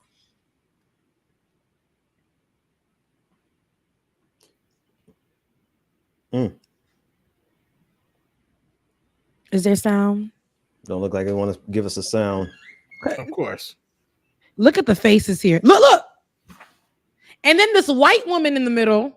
Look at her face. She was so uncomfortable. She kept trying to end it. And Monica was like, no, I'm gonna say what I'm saying. You see? Look at her. You see? Yeah, let's get the volume. See if we can get some volume on that. Is it us? We're still not getting some sound. All right. I really want you guys to see this because that passion is great. You know what? I know I got it saved on my. Yeah, let me see if I can. Somebody was saying no sound needed. You can just look at the neck roll and she need to be going in on his dumb ass. Get some nerve, bro. Seconds, but that we see. I had it on mute. My bad. What? Y'all gonna learn. Don't tell everyone. You know what? WNBA, who talks about women, women's sports more than First Take. Stephen A., respectfully, with your platform, you could have been doing this 3 years ago if you wanted to. Hello. Wow. All right, we gotta go. You guys. So did you say you're my guy, but who does more than Stephen us? I'm talking to you. Wow. Don't do that. I'm talking to you about the power that you have. Okay. I'm talking to you. It is. Oh, they can get this. This actually was really long, and I wish that we had a better video of it. I'm sorry that we don't, but she literally continues on, and then it ends, and it pisses me off because doing this in front of that white woman, I know it was her segment, her part of the show on First Take, but the white woman was like, let me do my job. Sorry. Oh, wow. Here. And I said, see, now this is a needed conversation that needs to be had when we got that person in the room. Sorry to my white producer. But when we got these people in the room like that, it'd be problematic because you can't. I'm talking to Steven, sis. I'm not going to stop talking right now because this needs to be said because he's a representation right now of how the conversations are being had about the WNBA. And I'm an actual woman who's a representation. Not only did I play, I'm a commentator on it. I give analysis on it. I'm there on it. People come to me for advice. I am hand in hand, hip to hip. This is my world. So when I'm talking about it, I'm going to talk about it from experience. I'm going to talk about it because this is who I am. Stephen A., you haven't been talking about this on your platform, and as great as you expect it to be, you could have assisted that in the way that you can cover it, but your lack of coverage, but you now covering it right now because it is trendy, that means nothing to us. And how he continues to speak to the women that come on that show is still with disregard for their expertise in the game, not just commentary. I played it. It's been my life. Yeah. Y'all ignored it. We were still out here. You know, Stephen A. Smith is adjacent with MAGA land and the men's rights activists. And he's not. He don't have all the very best ideas and ideologies. Some of the stuff he actually believes is kind of problematic, and was probably about to come out in here. Play, you got another clip? Oh, he has a different clip. Okay.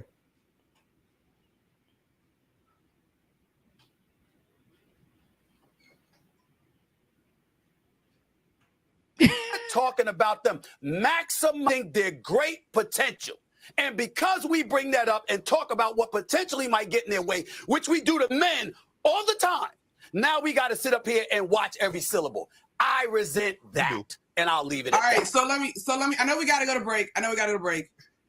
Welcome to the world of being a woman, Stephen A., and how you have to dance about your word choice and you have to please everybody and anybody as you navigate your being. We are talking about the world's greatest. How about being a black man? Being black. Hold on 1 second. Have you? So this is what I'm saying to y'all though, and I know we got to go to break, and we didn't necessarily go there. Maybe we should. There are so many layers in this conversation around the way that it's being discussed. When you no. And yes, Shannon, I know y'all are gonna say and Stephen A., I know you just shared that you've talked about the WNBA on your program too. You guys may not have said everybody, but the prevailing sentiment for folks that are just joining the WNBA and following women's sports is unfair to the women of this league, to your point, who have laid the groundwork for Caitlin Clarke to come in and now take it to the next level. That's all I'm saying in these conversations. Kennedy Carter's behavior is not indicative of the entire league. We are still talking about competition where you are allowed to get a little extra elbow in if you are competing and you do it within the parameters of the game. The game is physical. Caitlin is helping to grow the league. These women understand that, but she cannot be babied as a rookie. That's all I'm at. All right. Who talks about the WNBA? Who talks about women? Who talk about women's sports more than First Take? Stephen A., respectfully, with your platform, you could have been doing this 3 years ago. Look at the white lady. But I thought she was froze for a minute. Yes. So, did you know you're my guy, but who does more than Stephen us? A., I'm talking to you. Wow. Don't do that. I'm talking This is to when we you got about to the that power point. that you have. You can pause it right there. But I know somebody said in the chat that the white woman may have agreed with Yeah. But my thing is, no, it was giving y'all black folks is black folking on my segment. Right. This is my show. Give me back control of my show. But Stephen A., when it was about to be over, was like ignoring her, and he works alongside her more, and was ignoring her to get his point out about being a black man in America. Now, I just started the show and I said, I love my black man. I love men. And I want forever for your mental to be protected. But Stephen A. is a Judas. Woo! Not a Peter. And so those people who know that they're doing wrong and you try to weaponize their trials and tribulations to get their point across and say, I'm a black man and I'm doing this for the black woman. No. You being a black man in this space and being a marginalized person in this space, but you acting whiteness, my brother. That power show acting white. Whiteness. And so you trying to weaponize that in this conversation or tell me I should be bowing down to you because of that. I'm telling you, now you see what it feels like to have to watch how you're talking about something. She said that this conversation can go into many ways. That's why I brought it there. But let's bring it back to the focus of the conversation. And that is the simple fact that this game has been the WNBA even before Caitlin Clarke. Yep. And that's all I'm saying to you. And that's all it was. I like what somebody said in the chat. Caitlin Clarke is a Larry Bird of the WNBA. Yeah, I can. I mean, Ryan said that. Ryan in the forum in the chat room. I mean, she's a great player, right? But let's not be fooled by the fact that there is a movement right now that she probably doesn't even care about. Caitlin probably doesn't care about all of the whiteness that's out there who's like, oh my goodness, she's the great white hope of everything. She's trying to play the game too. Exactly. She's trying to play the game. The thing is, this is the WNBA. Every day I watch the NBA. I'm watching them Boston boys. I'm watching them boys play. And the way they play, they got a little softer than they did back in the day. Them boys that was had a little bit more melanin in their skin about 10 years ago. Because I see a lot of half on the team. We just gonna have a whole bunch of white men again playing basketball in about 5-10 years. I don't know. But where we're looking at, that's besides the point. But what we're looking at today, these girls have been out, these women have been out here playing. Caitlin Clarke is an addition to this beauty of the game. Angel Reese is also somebody of the conversation. There's other girls that I've been reading about that have been playing for a year already and never got any recognition. But all you guys are saying, they were rookies as well. They got pushed down as well. Is it right? No, this is a game though. And they also have to understand, y'all want to be coddling Caitlin Clarke because in the WNBA, which seems to still be predominantly Black in America, she is the marginalized one. Yeah. So it's always looking like they're crowding up against her. If she was Black, they would continue to crowd up against her. We saw Angel Reese literally get chucked in her neck. Go to the interview portion of it, the reactionary interview at the end of the game. And when she was talking about it, she said, it's just a game. I got hurt. I got pushed down. We get a little physical on here. Then for Caitlin Clarke, they was like, why did they do that to you? Yeah. Racism. Why? They make it seem like she's the marginalized person, like you said. It's just like that's crap, y'all. Essentially, she is. She's the white girl on the team, but she can play. She's a great player. She's a woman in the WNBA. When y'all want to talk about equality, just talk about that because we can go into the unequal parts of it. How she's been treating and how much endorsements have been going to her when they're we can talk about that part, but we're not. We're going to talk about how they want to treat her on the court like this is a game.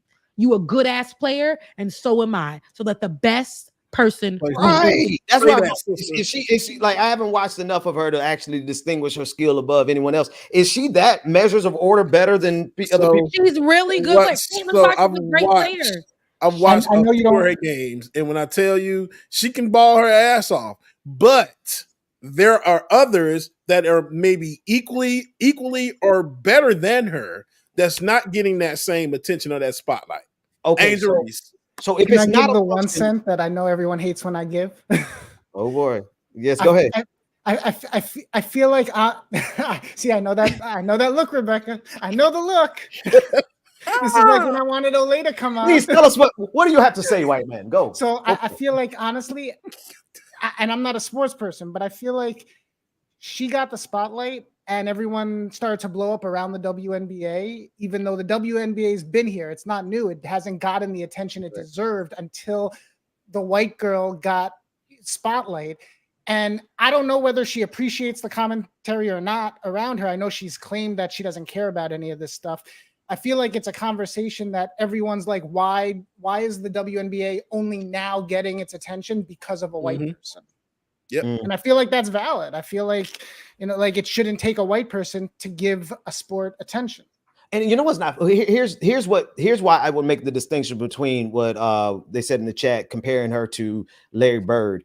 I wasn't old enough to remember how Larry Bird came into the league, but the white folks who are supporting Caitlin right now, and I'm saying specifically the white folks, they're doing it based on a racial narrative, right? Yep. They're framing it this way. I don't know to what extent Caitlin cares about it at all, but she said in a recent interview, she said that she's trying not to be associated with it. So, but the people who are making this a thing, they're doing it simply because she is white and they want to show something about a reverse racism, and they always look for opportunities to attack Black women. So that would be the main difference that I would see between it. Yeah. No, that's it, and that is it. And once that got on the internet, that this white woman in predominantly Black world is being attacked, she got hurt.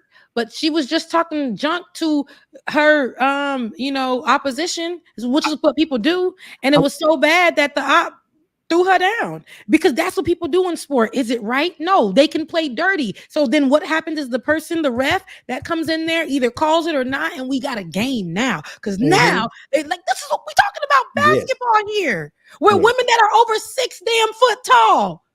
What y'all talking about? It's a game. A real ass game. What we talking about? Do not allow. That's what we're trying to do. And that's what Monica is trying to put in there. If the people who are talking about the WNBA, just like Stephen A. Smith, who looks like my brother, since you want to bring up being a black man, right? My brother, since you want to talk about it, let's take it there. Now you're talking about the protection or the conversation or whatever the rhetoric may be on today. You're covering that about this woman when there has been so much other situations and you could have covered that within the WNBA. So I'm coming here to set the record straight. We love Caitlin Clarke. We think this girl got game, but so does this person. Last year, this person was top of the WNBA, and you never covered that. You had time to do so on your platform, and it could have been good. So don't sit here and talk about the shoulda, coulda, wouldas and try to tell me that I'm wrong. This is my expertise, so I'm gonna give you the tea on it. And so the problem is that she will have that white gaze, as somebody said in the comment section. Also, that will appeal towards, because we can make it political, the right, conservative people. They will say that the black people in this game, we must go support this white girl. What can we do for her? We need to show up, and we need to show up with signs about Caitlin Clarke being the best. We need to show up that don't hurt Caitlin Clarke, protect Caitlin Clarke at all times. Even black folks online who don't understand that this is systemic, they're saying online that this ain't about race. It isn't about race when it comes to the game itself amongst those ladies, but for media, it's about race. For the people on the right, it's about race. Even for the people on the left, it's about race. And because they made it about race online, which can get really dangerous, it's up to us to step in like Monica McNutt and fix that on platforms that are as huge as First Take. Yeah. Yep. Facts. Yeah. Well, Rebecca, you shining this week, Rebecca. Thank you. Thank you, man. Oh, Brittany Griner. Thank you. Brittany Griner? Yeah. Yeah. What about her? Charlie just said in the chat, who was that player who got locked up and rushed over a vape card? Oh. Yeah. Oh, okay. But look how they talked about her when she needed help. Yep. I thought you were talking about her latest photo shoot. Oh, and there goes my camera. I'm handling that with the grace and the integrity of a man of God. Yeah. It was. No, people were upset about it. It was a beautiful photo shoot, in my opinion. People were upset about it. They were telling her to turn around. That's the internet. I hate them for that.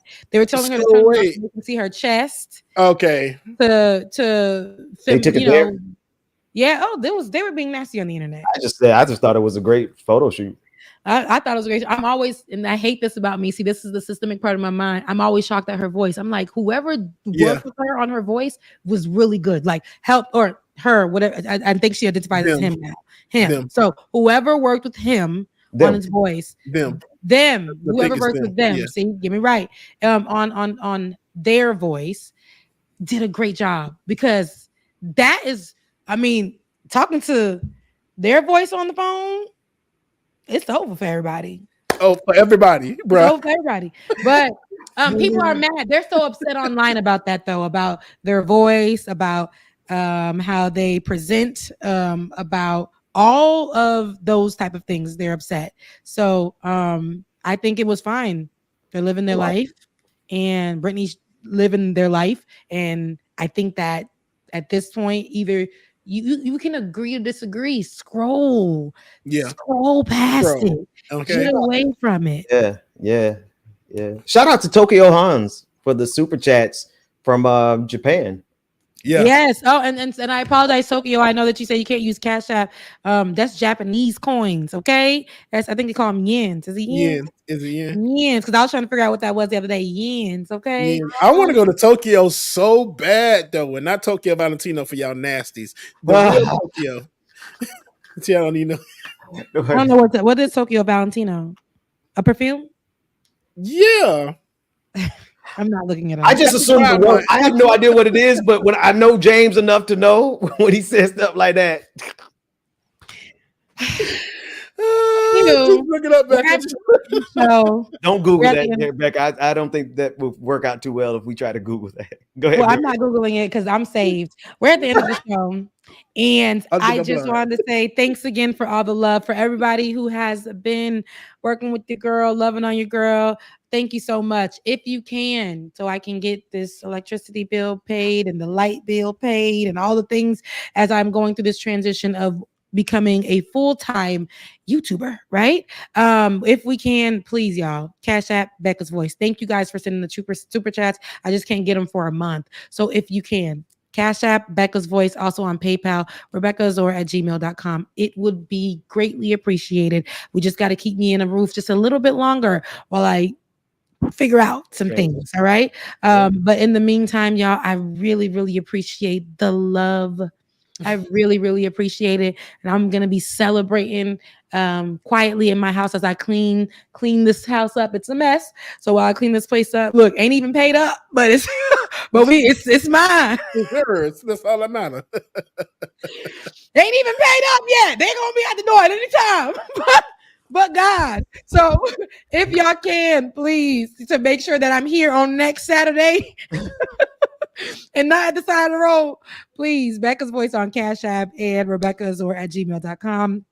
Listen, if you're here as well and you're watching, make sure to support the show at patreon.com/like-it-or-not. Patreon.com/like-it-or-not. That means you love the show if you're here thus far, because we had a little long show and I came on late. So, and everybody, listen, tip your host. Ben, he's not on. He can't find his phone. But Ben, I know they're still giving to you. So once you get on there, you're gonna be blessed and highly favored. Everything gonna be all right. But in the meantime, y'all, please support. All the information right now is on the screen. Please support. And I love y'all. Tip your hosts, tip your producers, and send us some love. I was saying I want to see you guys during Pride. Y'all didn't do nothing. Y'all didn't send nothing. Okay, send it. Send it.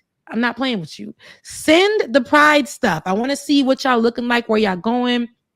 I want to see the outfits. I don't care if you're in the house with the little cute little outfit on. I want to see it. I want to post it. We want to celebrate you guys. We want all of that. I don't care. All the things that we're celebrating, Indigenous people, send us something. I want to celebrate y'all. Caribbean Heritage Month. Send me something. Send me some food pictures of the people that be cooking that good Caribbean food. Black Music Month. People are kind of slipping past that, but it's definitely Black Music Month.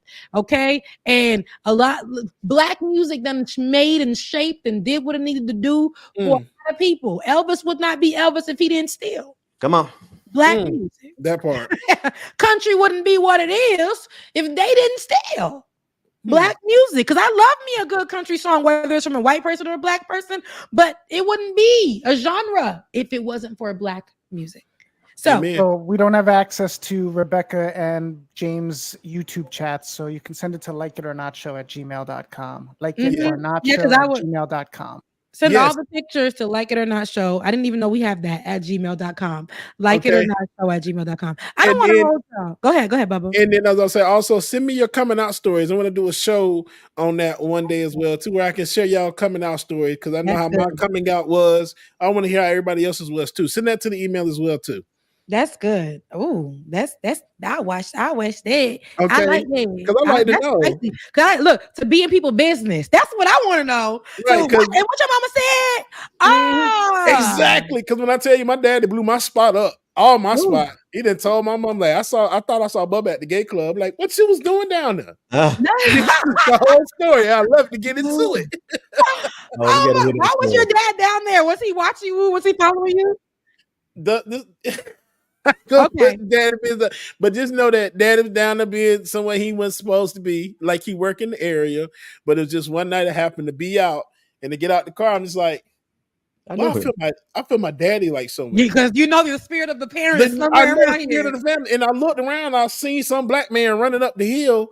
I'm like, I think that was my daddy. But why were you running up the hill? This is a country story. Daddy was doing some stuff that he shouldn't have been doing a long time ago. Praise God, he's been delivered. But yes, but yeah. When I Oh, tell Daddy you, was running up the hill and in his own mess, so he came home to tell somebody else's mess. Mine.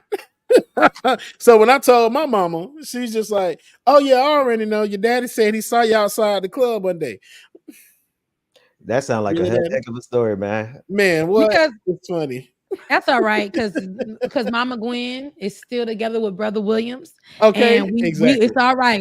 We went through that, and our son is beautiful and living his life, and that's beautiful too. Everybody, the moral of the story is live your life the way that you need to when you don't hurt if it ain't hurting nobody. Amen. If it ain't Amen. hurting nobody. Okay. If it ain't All hurting. right. So we're at the end of the show. Ben, is there any last words that you want to give before you get out of here? I'll see y'all next week. Thanks for showing up. I love to see you because I never get to hear from you at the other. I don't know if it's I don't never be knowing if it's you or if it's David. But then I'd be like, that's definitely Ben. But how is he on so functionable between these times? And then later we never see him. It's the beautiful weird secrets of Benjamin P. Dixon. I like all right. that. I love y'all. This should be a good show. See y'all. Bye, y'all. Love y'all, mean it, y'all. Hey, real quick, I had an affirmation for the day for y'all. Your affirmation: no person, place, or thing has power over me. No person, place, or thing has any power over me. I am free. Love y'all, mean it. We'll see y'all next week. Deuces. Doing here is not going to stop when it comes to these type of discussions. It's going to be for us and by us here on this platform when the media is telling us to look the other way. Your support is what helps us move forward. Join patreon.com/like it or not. Help us grow. Like it or not, y'all. 2023. Y'all know what time it is. It's time for like it or not. Let's start this damn show. Yes, it's time for like it or not. Let's start this damn show.